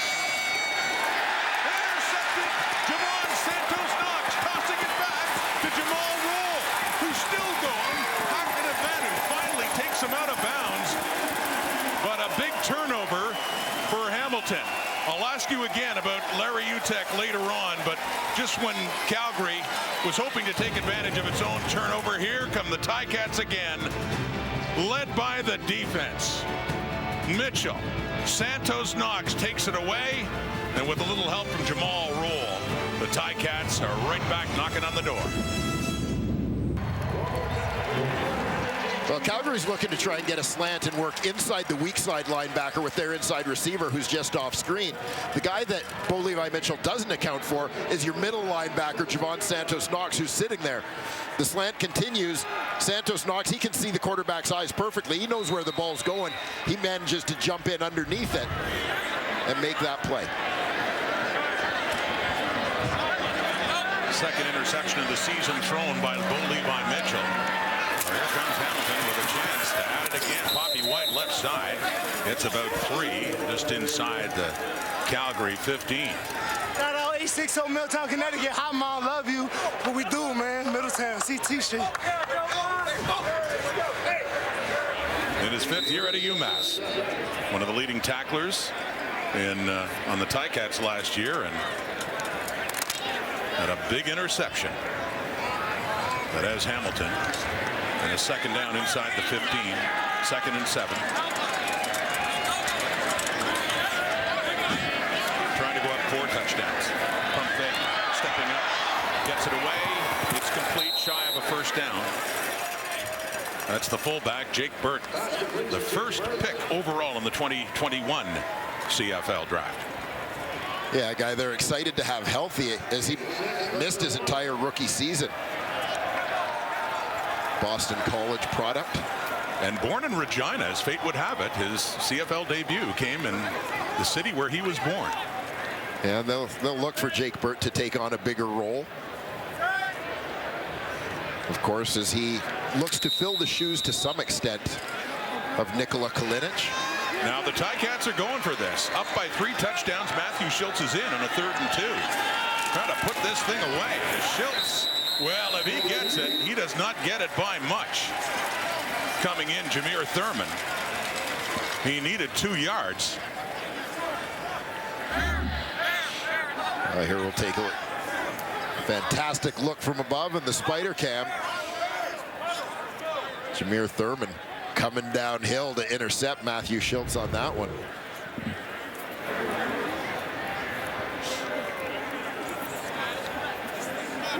So instead of taking what would look like a sure 3,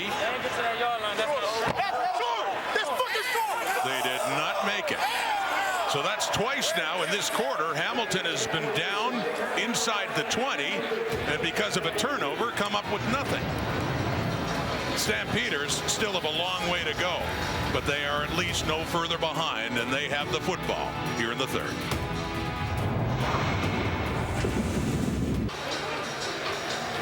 The Hall of Fame bust of the late, great Larry Utek, U Sports legend for his time at St. Mary's.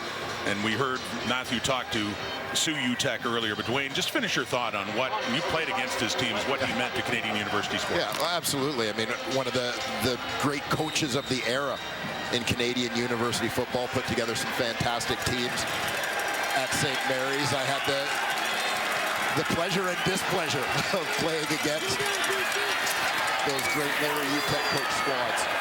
Setting up the screen to Peyton Logan, who gets a big first down for Calgary. Yeah, I mean, Larry had Chris Flynn at quarterback, who in my opinion is the most dynamic player ever to play Canadian University football. Got a chance to talk to Chris a little bit last night as he was here to, he already being a member of the Canadian Football Hall of Fame, was here to sort of welcome Larry, present Larry as a new member of the Hall. So a great moment for St. Mary's Huskies football and for the entire UTEP family. Screening it off now again to Logan. He got in because of an injury to Kadeem Carey, and he's making the most of the chances he gets. The 20 yards on the ground, but receiving, he's up at just about 60. Well, he spells his first name with an E like Peyton Manning, but I can't help thinking you can't really go wrong with a running back named Peyton, can you? He's done a great job here today and has been physical, not just in running the ball, where we've seen it a couple times where this guy finishes his runs and he gives more than he takes. But I've also seen it in blitz pickup. He's lowered the boom a few times.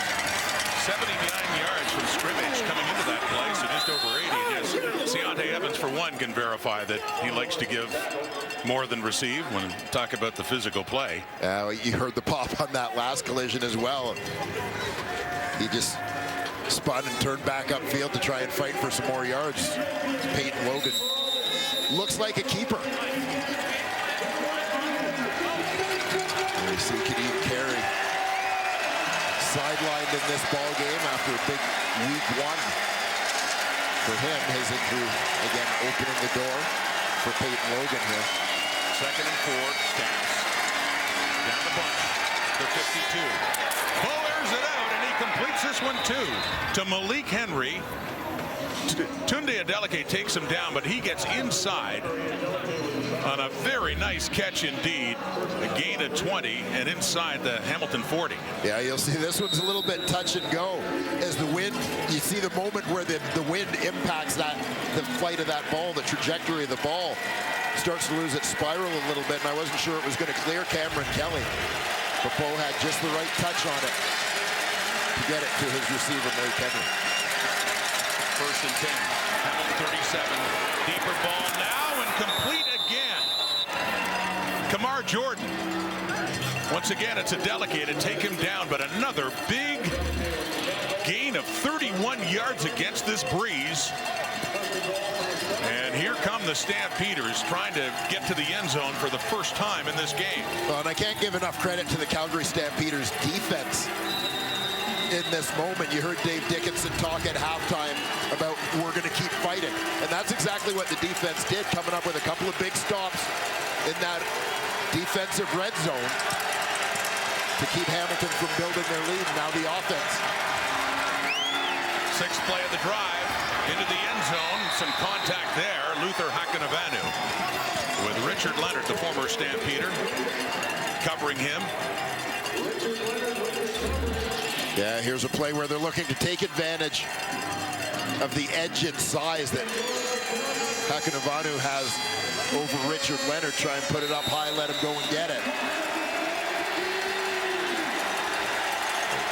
Richard Leonard doing a good job there, battling his former teammate. Third quarter, they're deep. 3-down football here. If they don't get it in the end zone. Yeah, I think you have to. No thoughts of a field goal. Not at this point. Down 3 touchdowns. There's Tyson middlemost taking that toss inside and slipping. And so we are indeed faced with a third down and a decision for Dave Dickinson. As that offense stays out there.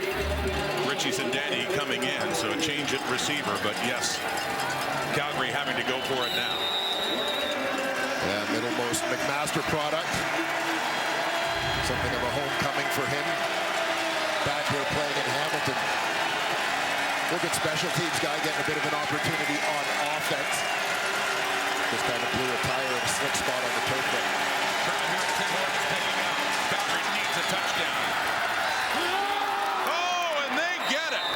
Luther Hakanavanu in a crowd hangs on to it. So the Stampeders get what they needed and a little bit closer. Hey, sometimes you just need someone to step up and make a play for you. That's exactly what Hakanavanu does here. They go back to that matchup. Put it high and outside. Big Luther goes and gets it. A Paredes conversion here would make it a 14-point game after an 8-play, 102-yard drive in 4.5 minutes, and off a turnover, bear in mind, when Hamilton went for it, when they were in field goal range on a 3rd and 2, and they weren't able to get it. So Calgary takes advantage of that turnover. They march down the field against the breeze. Luther Hakanavanu, touchdown Calgary.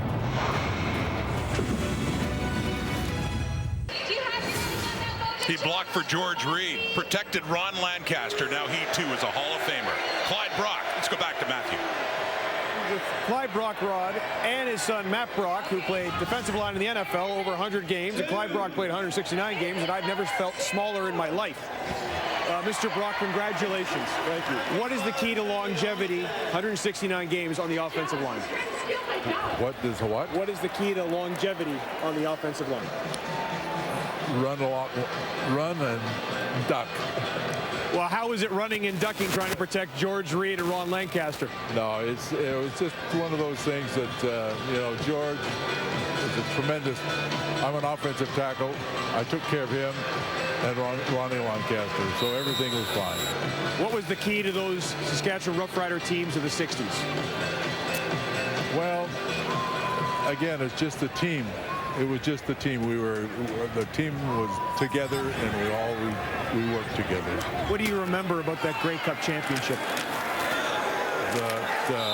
One of the ball players came out of the stadium and tripped and fell down, just an oath. And when I have to ask you, with your son who played for the New York Jets and the Green Bay Packers, given the fact that you're a Hall of Famer on the offensive line, how did you let him play defensive line? How did that happen? How did my dad? No. How did your son? How did you decide to make him play? Or what was the decision there in him playing defensive line? Well, because he wasn't as smart. Is it? And your opinion on that, Matt? Hey, listen, football takes you in different positions. I was a middle linebacker and tight end in high school. They promised me tight end in college. They put my hand down on defense and they said, that's it, that's where you're at. And so football kind of takes care of football, and whatever you're good at, you kind of just do it, and your coach tells you what to do. And, fortunately I excelled at it and had the athletic ability to do it. And it was still that the offensive people were much smarter. Pleasure, gentlemen. Congratulations, Clyde. Thank you. Thank you very much. Thank you. Oh, Matt, that's perfect. And never argue with Dad. That's right. Dad gets the last word. Offensive lineman, smarter. Says Clyde Brock, Hall of Famer, and that's in and out of the hands and a flag down. Sean Thomas Erlington, the intended receiver. How about that, too? Saskatchewan winning their first Grey Cup in '66.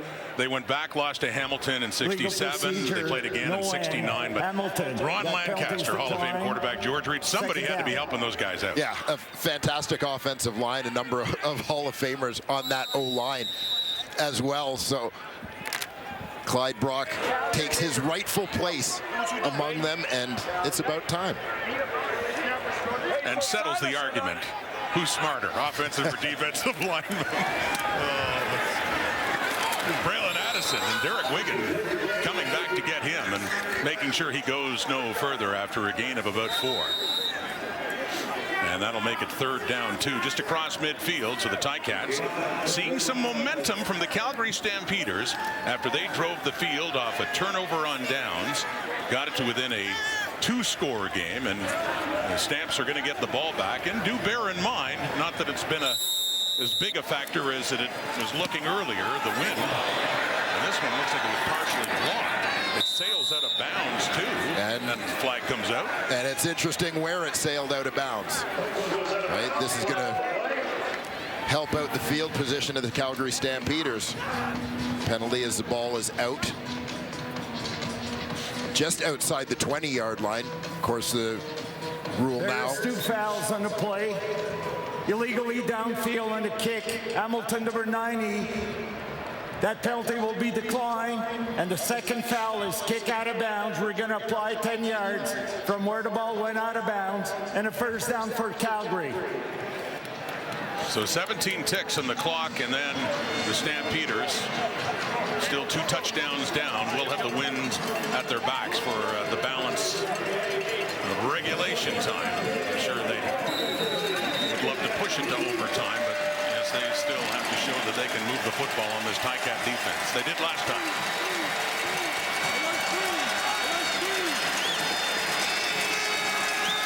Last play, 3rd quarter. Mitchell takes the handoff, and he completes the pass. And that will do it. Kamar Jordan, the receiver there. So Calgary still down. Not down as much. 14-point Tiger Cat lead. Our friend Henry Burris is going to join us when we come back here in the CFL on TSN. Hall of Fame Day, Tim Hortons Field.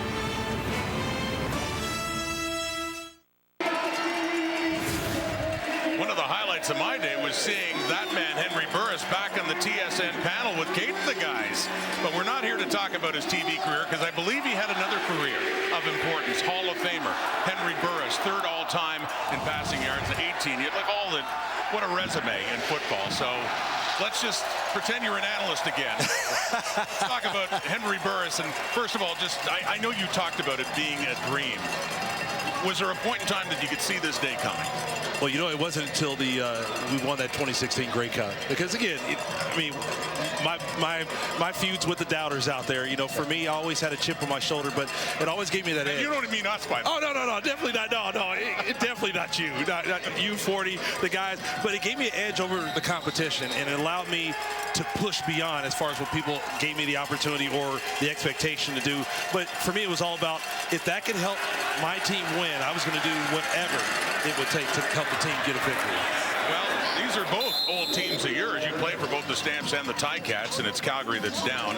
But they do have the football and trying to get closer with a newcomer, Peyton Logan, the ball academy. I'm sure you want to ask your old teammate something. Well, you know, this is kind of a fun induction for me, because I get to say I was there when it all started.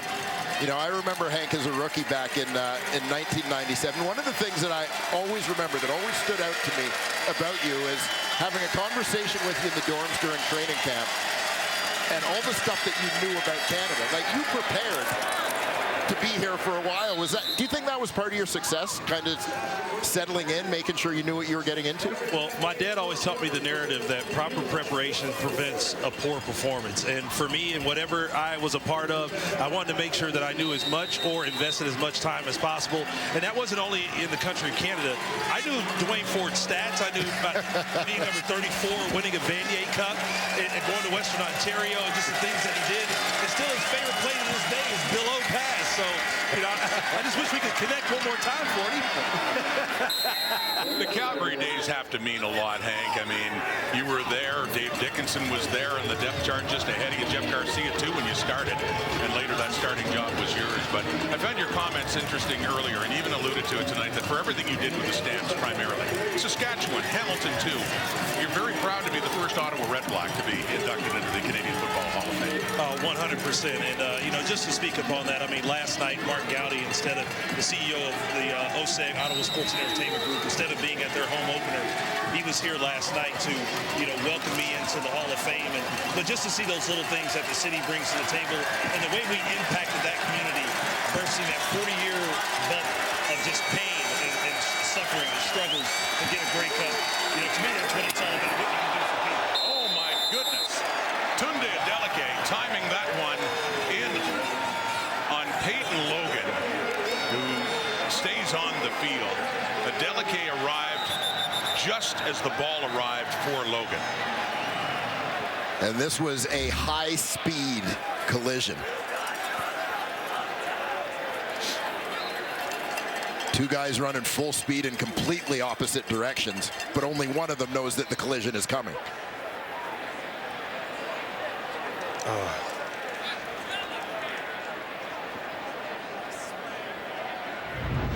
Henry Burris, Hall of Famer. I hate to end the conversation on this note, as they tend to, Peyton Logan. And I know you're still working on offenses in the National Football League with Jacksonville, but just a fine moment to have you back here, old colleague, but more importantly, Hall of Fame player, and congratulations once again. Hey, Rod, Dwayne, thank you guys so much. I mean, the journey wouldn't be possible without you guys, and thank you so much for everything you've done for myself and the game of football. Appreciate it, Hank. Thank you. All of us do. A player down for Calgary as you look at the bust of Henry Burris, Hall of Famer. We'll be back.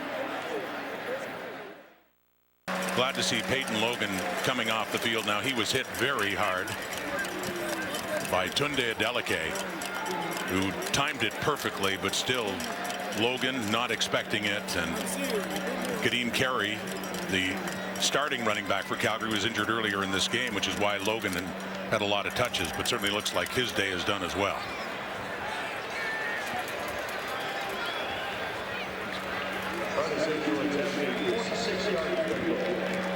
And so Rene Paredes on this third down. The ball will be spotted at the Hamilton 46. He's got more of a gentle breeze now. You can see those flags on top of the uprights, not moving as much as they were earlier, but still with the wind, Paredes. Right through it goes. So 10 unanswered points now in this second half for the Calgary Stampeders. Make it 24-13. But we just had Henry here. He's an old teammate, and Dave Dickinson later would be his quarterback's coach as well. And we asked Dave what he thought the greatest trait of Henry Burris was. I think the most underrated part of Henry's person and game is how tough he was and is. Very, very underrated. He didn't miss games, man. Henry, he stayed in there and took the hits and took the pounding. And I know he's talented. He's a great athlete. He's a big arm and he's a winner. All those things obviously are true. But I think we need to understand he's a tough, tough dude. And that's, as a player, that's what you respect the most. High praise. There's Tim White spinning around after the catch and stays on his feet. And he is finally chased down, but not until he gets all the way to the Calgary 35. When it looked like the Stamps had him about 40 yards back.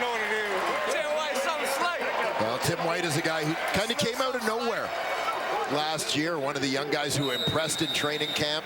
Had to wait a little while to find his spot on the roster, but ultimately ended up as the Hamilton Tiger Cats' leading receiver last year. He's got 10 for 117 here tonight. Raheem Wilson had him, turned out to be a gain of 33, and Evans goes right back to Tim White, who gets it down closer to the Calgary 20. So just when the Stampeders are trying to claim some momentum, Hamilton is taking it right back, still leading by 11. Yeah, important response here. And again, talk about a wind game, a game in which the direction of the wind plays such a significant factor. The drive is important, right? Taking up the other team's time when they have the wind at their backs. Hamilton's driven for a touchdown going this direction back in the first half. Short passes on this drive, but covering a lot of real estate. Dumping it off to Sean Thomas Arlington inside the 20. And Cameron Judge says no further as he is taken down. Second down.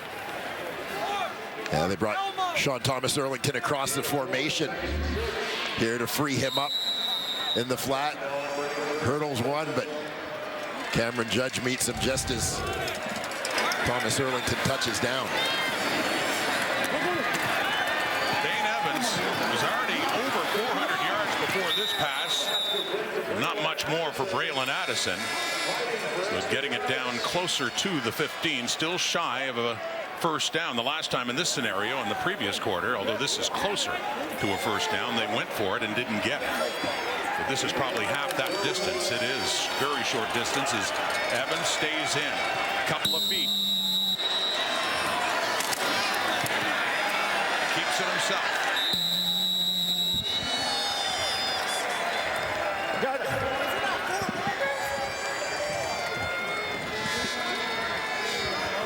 Looks like he has the first down.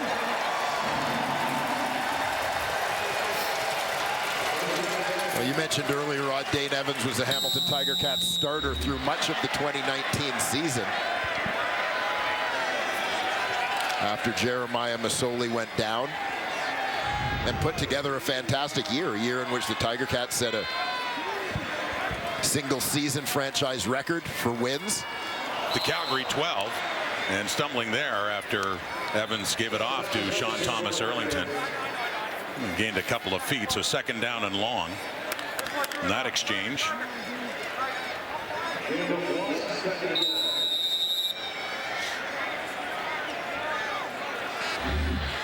All right, they'll probably have a little chuckle about this one on film day tomorrow.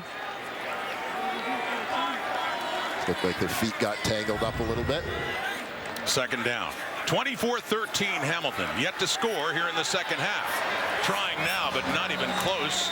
It's intended for Tim White, Darius Williams, the closest Stampeder there. So it'll be third down, and Michael Domagala will come out and see if he can make it a 14-point game again for Hamilton.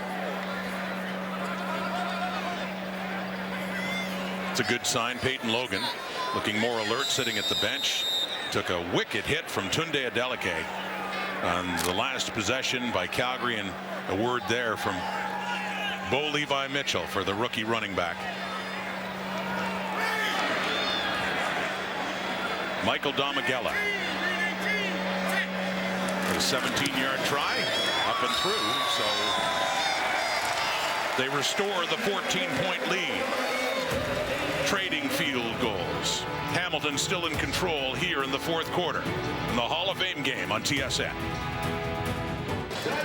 Coming up right after the Tiger Cats and the Stampeders, we head over to Edmonton. It is the first game against his former team since rejoining his prior former team for the Elks. It is Chris Jones, and the Elks looking to bounce back after an embarrassing first week loss. Rod? His old special teams coordinator, Craig Dickinson, now the head coach in Saskatchewan, of course, taking over from Chris Jones when he left. So that'll be interesting. Saskatchewan at Edmonton, part two. This doubleheader on Saturday. Bo Levi Mitchell, they're trailing by 14 again, and he completes a big one to Kamar Jordan inside the Hamilton 30. And quickly over the ball is there after a 42-yard catch, trying to keep this thing going. Yeah, I mean, that's one way to do it. The bomb here, nice protection. Kamar Jordan does a nice job walling out the free safety of Adeleke, going up and getting it. Kamar Jordan, one of the best in the business. Mitchell, Malik Henry inside the 20. So Calgary looking to quickly strike back, having to think touchdowns at this point in time, midway through the fourth quarter, and down by 2 again. They were down at one point, 24-0, added 3 before the half, had 10 unanswered before Hamilton finally came back against the breeze, got the Domagala field goal.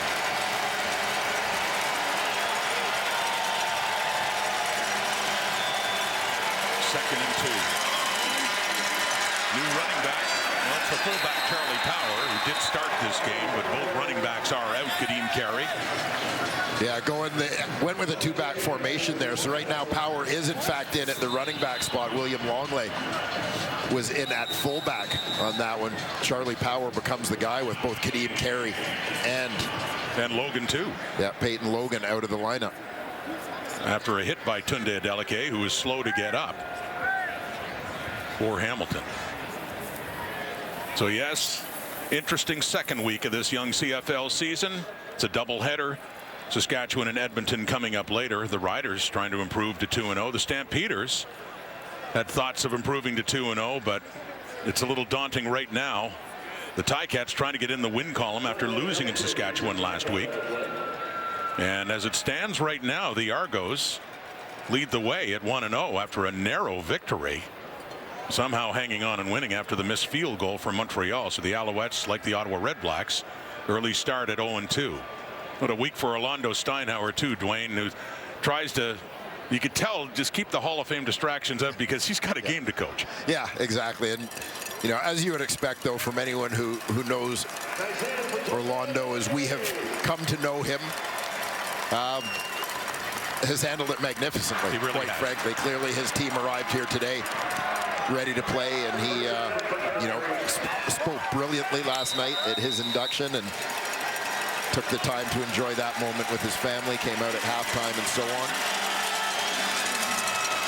On the play deck, Mitchell runs out of time. Malik Carney is there to take him down.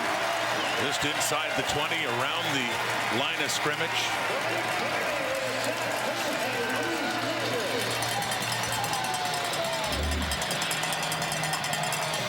And some new faces, but on that Hamilton defensive line, but a guy like Malik Carney, who's been around a little bit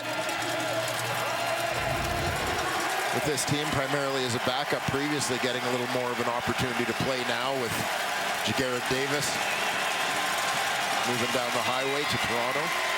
Mitchell over the middle, complete, touchdown Calgary, Reggie Begelton. And we got a one-score game. Here come the Stampeders. And with plenty of time remaining, the big chunk play to Kamar Jordan. So important in terms of maximizing their opportunities to get that one more score. Begelton cut back to the middle.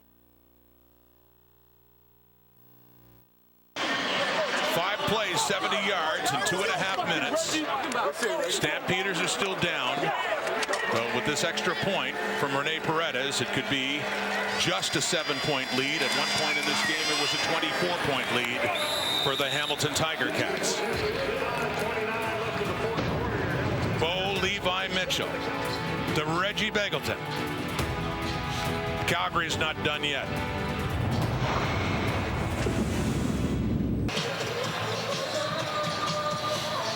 Two more inducted into the Hall of Fame in Greg Vavra and former commissioner of the CFL, Doug Mitchell. Here they are now with Matthew Schnetti. Absolute pleasure to be joined by two greats of the Canadian game. First, to the former commissioner, Doug Mitchell. You've done so many things in your life in public organization in Calgary as well as university sports. What does it mean to you to go into the Canadian Football Hall of Fame? No, it's great, actually. You know, you don't do things for credit, but when it comes along, you appreciate it, and it's a real honor for me, no matter what I've done in the past, but I've been very, very fortunate. Had a lot of opportunities bring my way. And what does it mean culturally? From your time as a commissioner, what does the CFL mean, do you think, to Canadian culture still? Well, I think it's all part of my life. My law practice is number one, but football is really a close number two. And it's, I learned from playing football, basically, about it's a team sport. And you can use that in business as much as you can use that in sports. Greg, it's a pleasure to have Matt Dunnigan here, who threw more in one game, more passing yards, and yourself in a U Sports game. What do you remember about that 1983 season in particular, and what the University of Calgary did in winning that Vanier Cup? Well, it was actually, we got off to a slow start that year and lost 2 games in the regular season, and then we got on a little bit of a roll, and it included that game where I threw for over 600 yards. And by the end of the season, we came together as a team, and we were a pretty tough group to handle. And you also had a bit of a special surprise as well with your daughter. As you were getting some of the trimmings of being inducted, your daughter came in and surprised you. What was that like? So the kids are all wrapped up. The wedding catch-up season has started. So Jade has 6 weddings to go to this year. I didn't think she was going to be able to attend, so didn't know that she was coming down. And they were going through my pictures in the studio, and all of a sudden she snuck in behind me, and they had me distracted. And then they showed me the picture, and she was in it. And I thought, Jesus, she photoshopped herself in pretty quickly, and turned around and she was there. So it was a huge surprise. She posted it on TikTok, and now it's gone viral. So we're just waiting to see how many hits it's going to get. 2 accomplishments for a great family. Congratulations. Thank you very much. Thank you, gentlemen. Thank you. Oh, I remember Greg Vavra. I was done at university football. A lot of my friends, former teammates at Queens, faced Calgary in the Vanier Cup in 1983, and that was a dominant Dino team. Queens gave it a good game. They ultimately won by 10, and he was just a terrific college quarterback. Well, I mean, Greg Vavra to me is such a pioneer. To me, as you know, the topic of the Canadian quarterback, always kind of a hot one in the Canadian Football League, but obviously very big this year. We go back to week 1 and the performance of Nathan Rourke. 3 Canadian quarterbacks dressing in a game last week. Well, we're at a time now in the Canadian Football League where there are rules that make it a little bit easier for a Canadian quarterback to get on a roster because there's incentive there. There's incentive there because they count as one of your Canadian starters. You know, much more opportunity in that way. When Greg Vavra played in the Canadian Football League as a Canadian quarterback, the way the rules were set up made it very difficult. They actually worked against Canadian quarterbacks at that time. And, you know, the fact that Greg Vavra got the opportunity to play really spoke volumes about how talented he was, that basically people had to ignore that he was so good they had to ignore the obstacles and get him in there. Calgary. And with the exception of Matt Dunnigan for going over 700 yards, I think at any level of football, you get 627 yards passing. Yeah. You've had a pretty good day, Greg Vavra. And by the way, I thought about Doug Mitchell, too, as it is now 3rd and short for the Ticats. Larry Utek, honored posthumously. The 2 national semifinals in Canadian University football, now called the Mitchell Bowl and the Utek Bowl. Yeah. How appropriate. Yeah, very fitting for those 2 gentlemen to go in to the hall together, 2 great builders. And Doug Mitchell, 1985 to 88, the commissioner of the Canadian Football League. Will try again. Oh, that's a tough yard to get. And now it's a Stampeders with the ball. Titus Wall took it away. No whistle. Touchdown, Calgary. Wow. So now if you're Hamilton, can you challenge that forward progress was stopped before this ball was snatched? And we'll have a great view here from up above. They had 2 plays to pick up about a foot and see Titus Wall take it away. I mean, Wall is going for the football all the way. Titus Wall, who already has an end zone interception in this ball game. So playing a big role in Calgary, even having an opportunity to come back. And you can safely be assured Orlando Steinauer is not thinking about getting in the Hall of Fame right now. He's got other things on his mind. I go back to Dave Dickinson's words at halftime. We just have to keep fighting, and that is exactly what his football team has done in the second half of this game. It was once 24-0 in the first half for Hamilton. It is now tied at 27 after Titus Wall took it away from Dane Evans on a 3rd and short and took it all the way to the house. Incredible. In with the strip and off to the races. Dane Evans gets turned around and is trying to fight for yards here. Titus Wall, the newcomer. And for what it's worth now, and it's worth a whole lot more now, with the minutes counting down, 3:44 on the clock. Calgary has the win. It didn't seem relevant a little while ago, but it sure seems relevant now. Yeah, I mean, every game in this stadium, the coin toss matters. You know, I have done a lot of games in this stadium since it opened, and the wind it's predictable. It's consistently a factor, and it's consistent in terms of the direction it blows. And it's blowing against the backs of the Stampeders. Hall of Fame finish coming up here. My goodness, all the energy for the home side. The celebration, the Hall of Famers, the big lead for Hamilton. It just seemed to be their day. Suddenly it's tied, and Lawrence Woods, to boot, runs into his own man, Malik Irons, and that's who takes him down inadvertently, but nonetheless, the Ticats in a bit of disarray right now.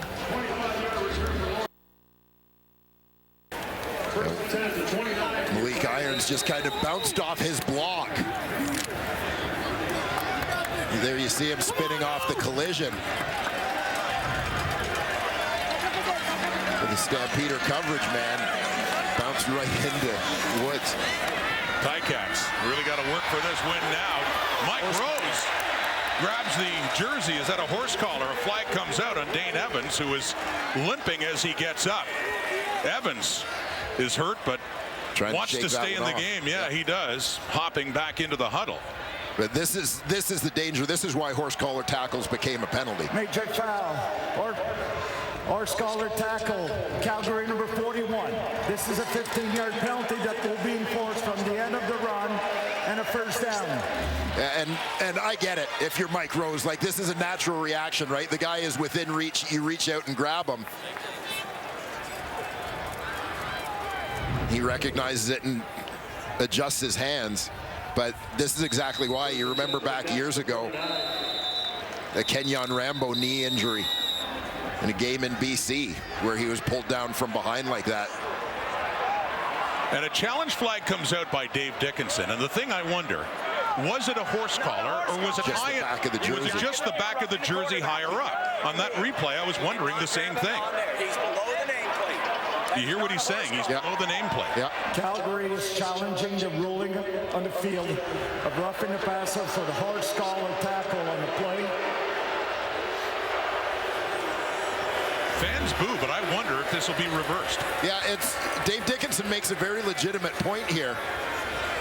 As you see, he's right at the letters, right? It looks like he's right on that letter E of Evans. So what defines horse collar? Well, this is kind of the point to me, because, you know, we've had the debate in the past about players with long braids hanging out of their helmet. That, to me, the issue is it's about the mechanism of injury, right? Getting pulled down from up high from behind is what leads to the injury. And so to me, whether it's a penalty or not shouldn't be defined by exactly the hand placement. Because we're talking about inches here, as what's defined as a penalty and what isn't.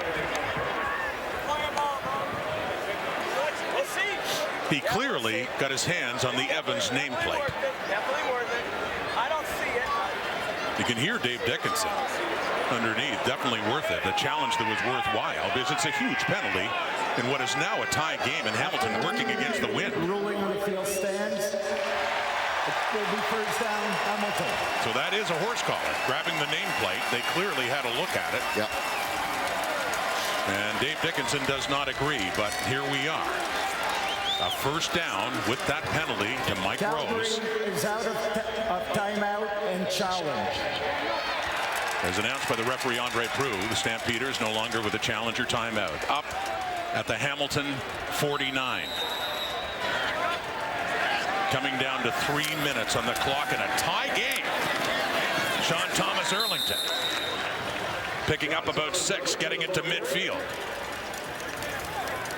2:58 on the clock. We did not see this finish coming. Hamilton with the ball on a big second down, under 3 minutes to go.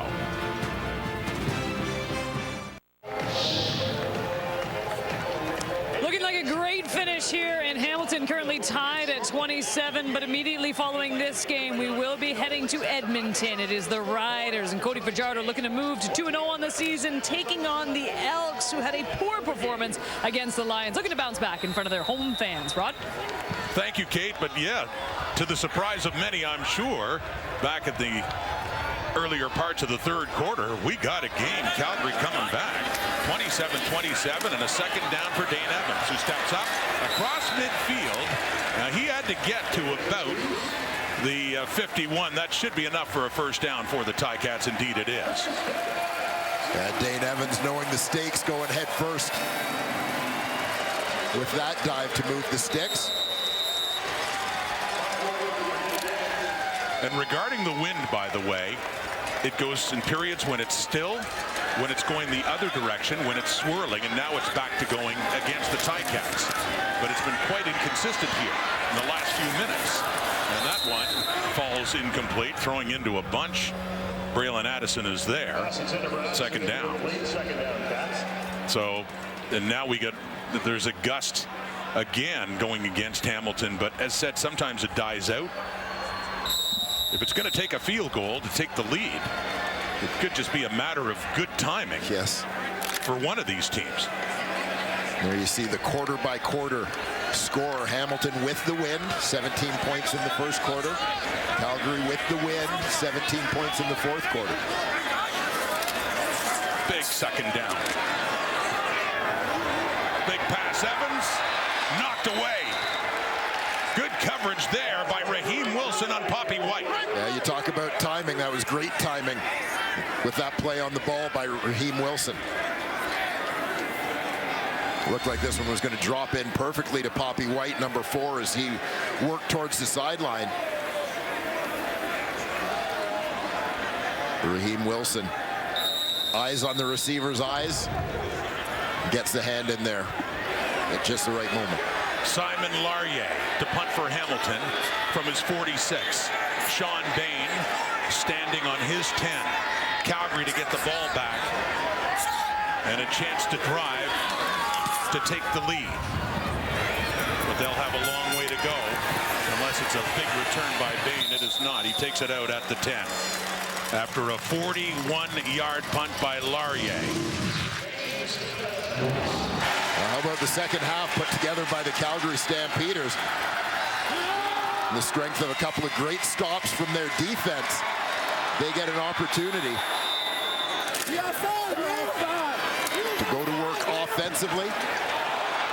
2 touchdowns on O, and then the D, Titus Wall, who had an interception earlier in the ball game, comes up with that strip and score to tie it up. Stampeders net yards in the first half, 99. Stampeders net yards in the second half, 224. Big part of the story on this first down. Mitchell is deep, throwing it for Hakanavanu in coverage again on Richard Leonard. Hakanavanu had a touchdown earlier with Leonard in coverage, but that one falls incomplete. Yeah, Bo going for another chunk play here. Tried to get Richard Leonard to bite. The little stutter step there, trying to give a hook type look. Leonard stays with him. Another big position. Excuse me, Dwayne. Second down, just outside the 10.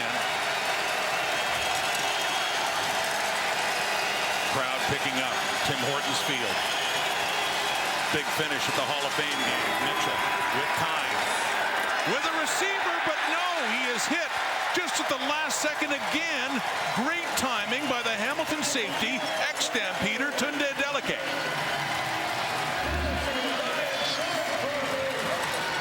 I will say, when you look at these two plays on both first and second down, I'm a little bit surprised by how aggressive Calgary was in pushing the ball downfield.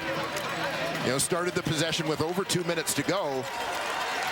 They didn't necessarily need the big chunk play. So Jimmy Smith has to punt it away from his end zone. Lawrence Woods at midfield. And more. A lot more. He is inside the Calgary 40.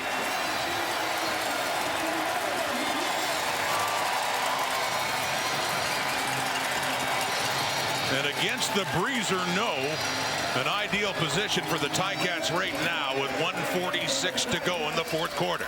And this is where we ask the question, what is Michael Domagala's range against the wind? He had a 52-yarder where wind wasn't a factor last week in Saskatchewan. Last year, he was 7 for 10. His longest was 46.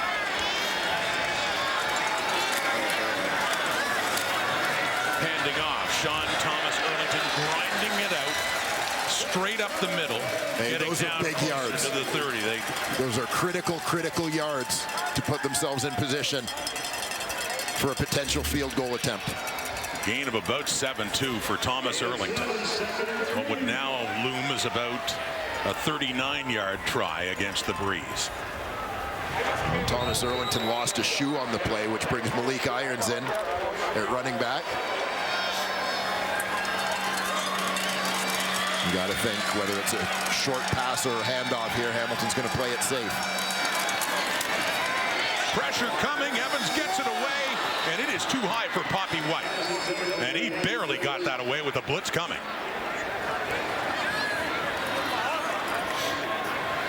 So third down.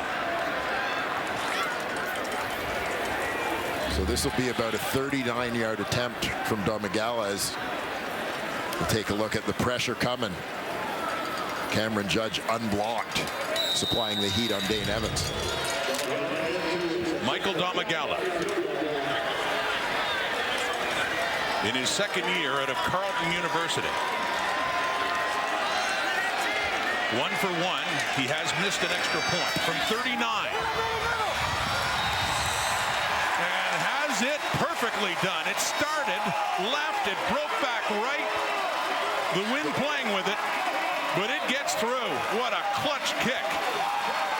The most clutch in the young career of Michael Domagala to restore Hamilton's lead. They have it by 3 with 1:19 to go.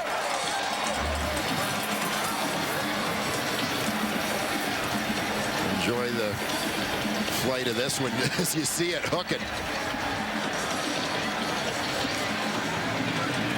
I'd mentioned that wind had been swirling. It wasn't just straight north-south.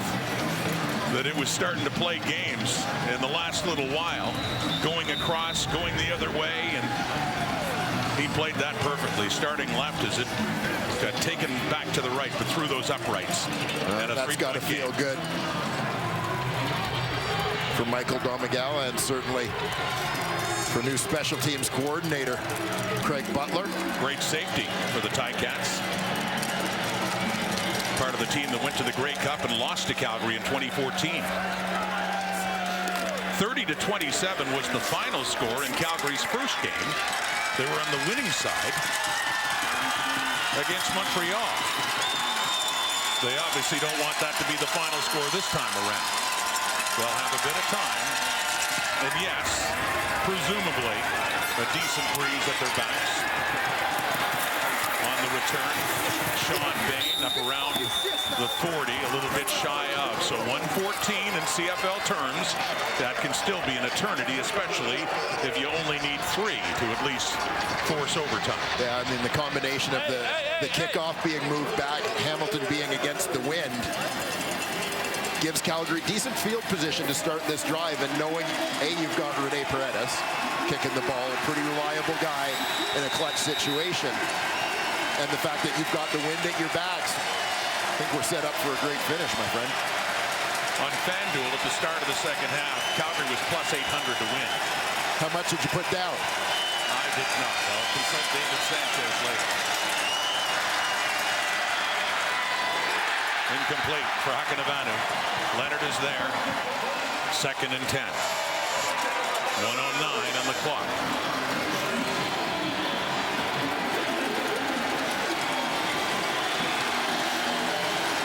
Yeah, they got to get it into field goal range so they can sort of do or die. So you've got 2 more downs to play with here if you're Calgary.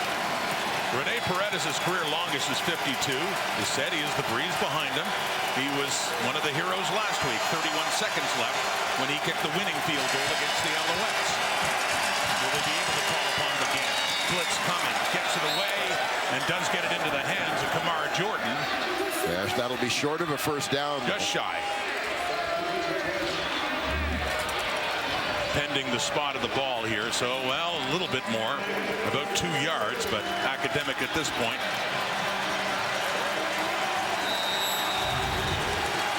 This is the ball game here. The Stampeders can't get a first down. Under a minute to play.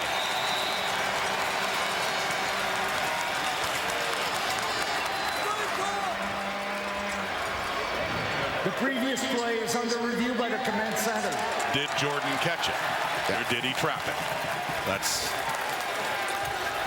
command center making sure. Please reset the game clock to read 1 minute 3 seconds. 1 minute 3 seconds on the game clock. Thank you. Another look here on the catch, or was it, by Jordan? Goes down to get it. Yeah, I think he's got his arm. I think he's got his arm completely underneath that ball. Sure looks like it. Yeah, we'll take a look from another angle here. That looks like a catch. Yeah, I think we're good.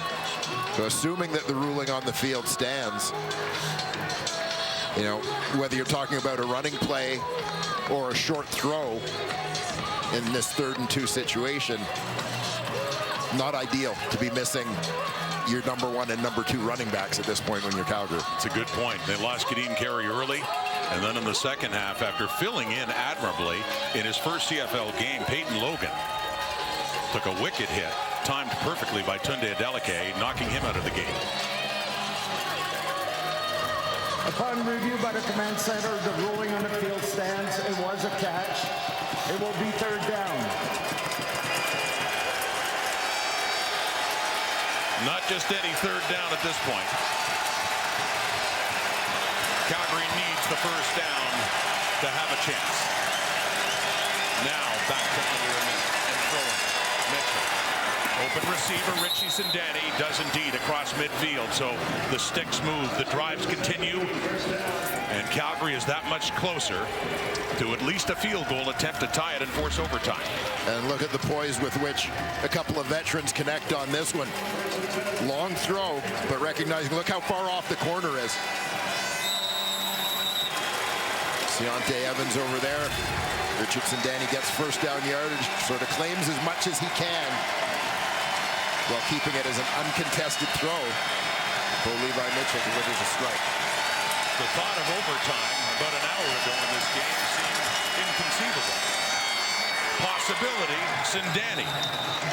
Deontay Evans is there as they get a little closer down to about the 45. About 47, they spot the football. Richie Sindani has developed into such a terrific receiver in the Canadian Football League. Rene Paredes, one of the all-time greats. His season did not end the way he would have liked with a miss in overtime in the Western semifinal against Saskatchewan last year. Had the winning field goal for Calgary in that 30-27 win in their opener last week against Montreal. It's Reggie Begelton. Yeah, another first down gives them an opportunity to just work that clock. As mentioned, there was 31 seconds left in the game when Paredes hit that one last week. Looked like a botched exchange with Charlie Power for Bo Levi Mitchell, pulled it back, and that one fell incomplete, so 2nd down. Or I should say a botch. Charlie Power really wanted the ball, but Bo was thinking something else. I'm going to say not an exchange, a fake, a play-action fake, but it looked like Charlie wanted the ball. You know, speaking on behalf of fullbacks everywhere, you know, you get a little anxious. If you get a chance to carry the rock, yeah, even if it's not going to you. Great to see Power back after missing all last season. Mitchell, 2nd down. And over the middle, incomplete to Haku Navanu. It will not be a first down. It will be shy, but it's inside the 35. And it is easily, especially with a breeze at his back, in the range for Rene Paredes. You know, we learned a couple nights ago, though, Rod, there is no such thing as a gimme. in this situation. True enough. To the heartbreak of David Cote and the Montreal Alouettes when they had a chance to win it. This is not for a win. This is for a tie. This is to force overtime. And you can be sure Ticats fans are haunted by the last game here in an overtime in the Grey Cup against Winnipeg. Jimmy Smith puts it down. Paredes puts it through. And we are all tied again at the end of regulation. Zeros on the clock, 30s on the board. What a comeback by Calgary. Stampeders will still have a chance. At one point, the Ticats owned this game. They were up 24. Now it's 30-30 heading to overtime. Teams playing a maximum of 2 mini games. Each will scrimmage from the opponent's 35. After a touchdown, a team has to go for 2. The team who scores the most points in the mini games earns 2 points in the standings. And the victory and a big coin toss coming up here. Dave Dickinson talking things over. CFL logo will be heads. Team logo will be tails. Heads has been called by Calgary. This is a tails. You want to go defense first? Which side? You're going to go this way? Okay, so Calgary first down, 35-yard line. This way. As instructed by Andre Prue, and that way is with the breeze. So Calgary will go first. The last game played at Tim Hortons Field was Grey Cup 108 back in December. Michael Domagala had a field goal to tie it and force OT. Zach Caleros then hit Darvin Adams for the touchdown. And also Rasheed Bailey for the 2 points. And then it was an interception at the end for Winnipeg that ended that game, ending on a pick and ending Hamilton's hopes of winning the Grey Cup. By comparison, this is just their home opener. But it is a game the Ticats have every reason to believe they should have won in regulation.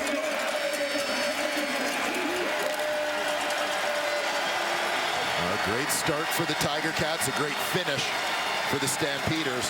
The win to factor in both. Here we go. CFL overtime in the Ticats home opener. Mitchell to throw and completes it to Reggie Begelton. So they start at the opponent's 35 and he picks up about 8 yards, second down.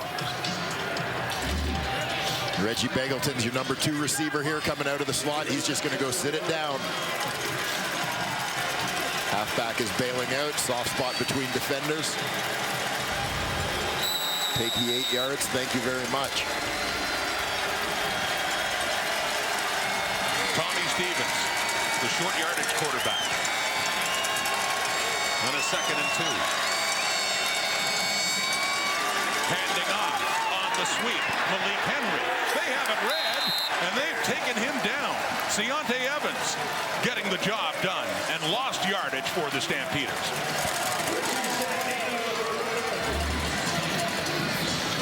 All trying to take advantage of a defense they thought might be anticipating the sneak. The Ticats defending it well, playing it safe, looking after their contained responsibility. Deontay Evans shutting that down. Watch him going on 2. Rene Paredes, even though he went 5 for 8 at Saskatchewan last year, haunted by that last overtime game, because after a miss, the Riders went back. Brett Lothar hit the field goal. Saskatchewan moved on to the West Final. Again, different circumstances, and this is from one of the greatest pressure kickers of all time. And he puts it through again to give Calgary the 3-point lead on their first possession. Hamilton's first possession is coming up. Tiger. If they settle for a field goal, then they'll go on to a second mini game.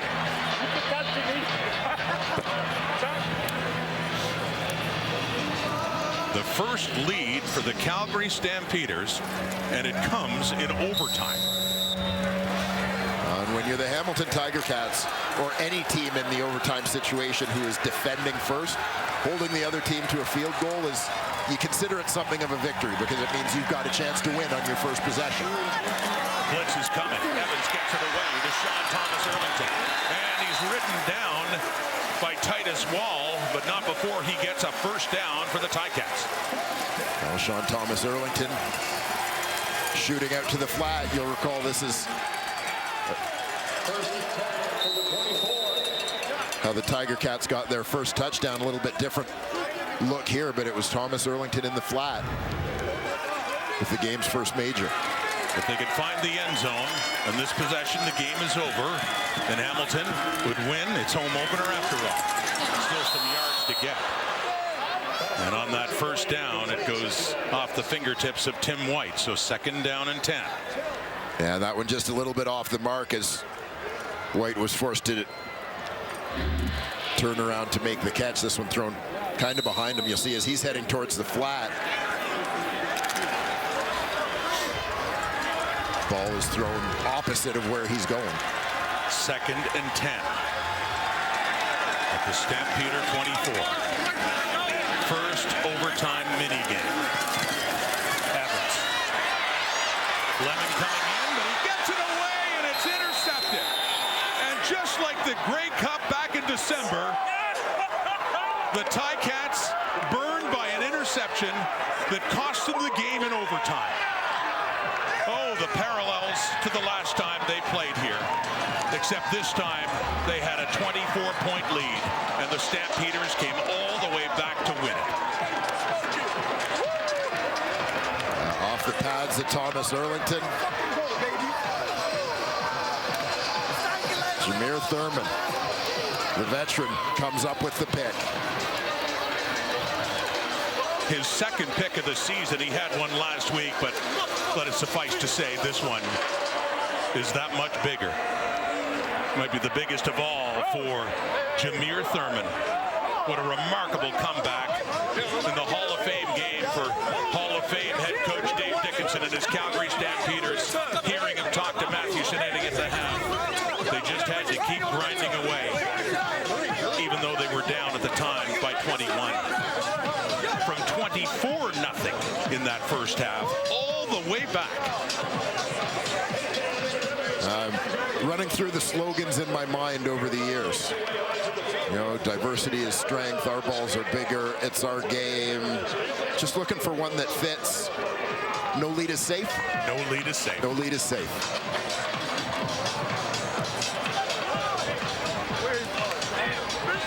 Calgary improves to 2-0, and the Ticats in such unlikely style fall to 0-2 as we go back to Kate in the panel.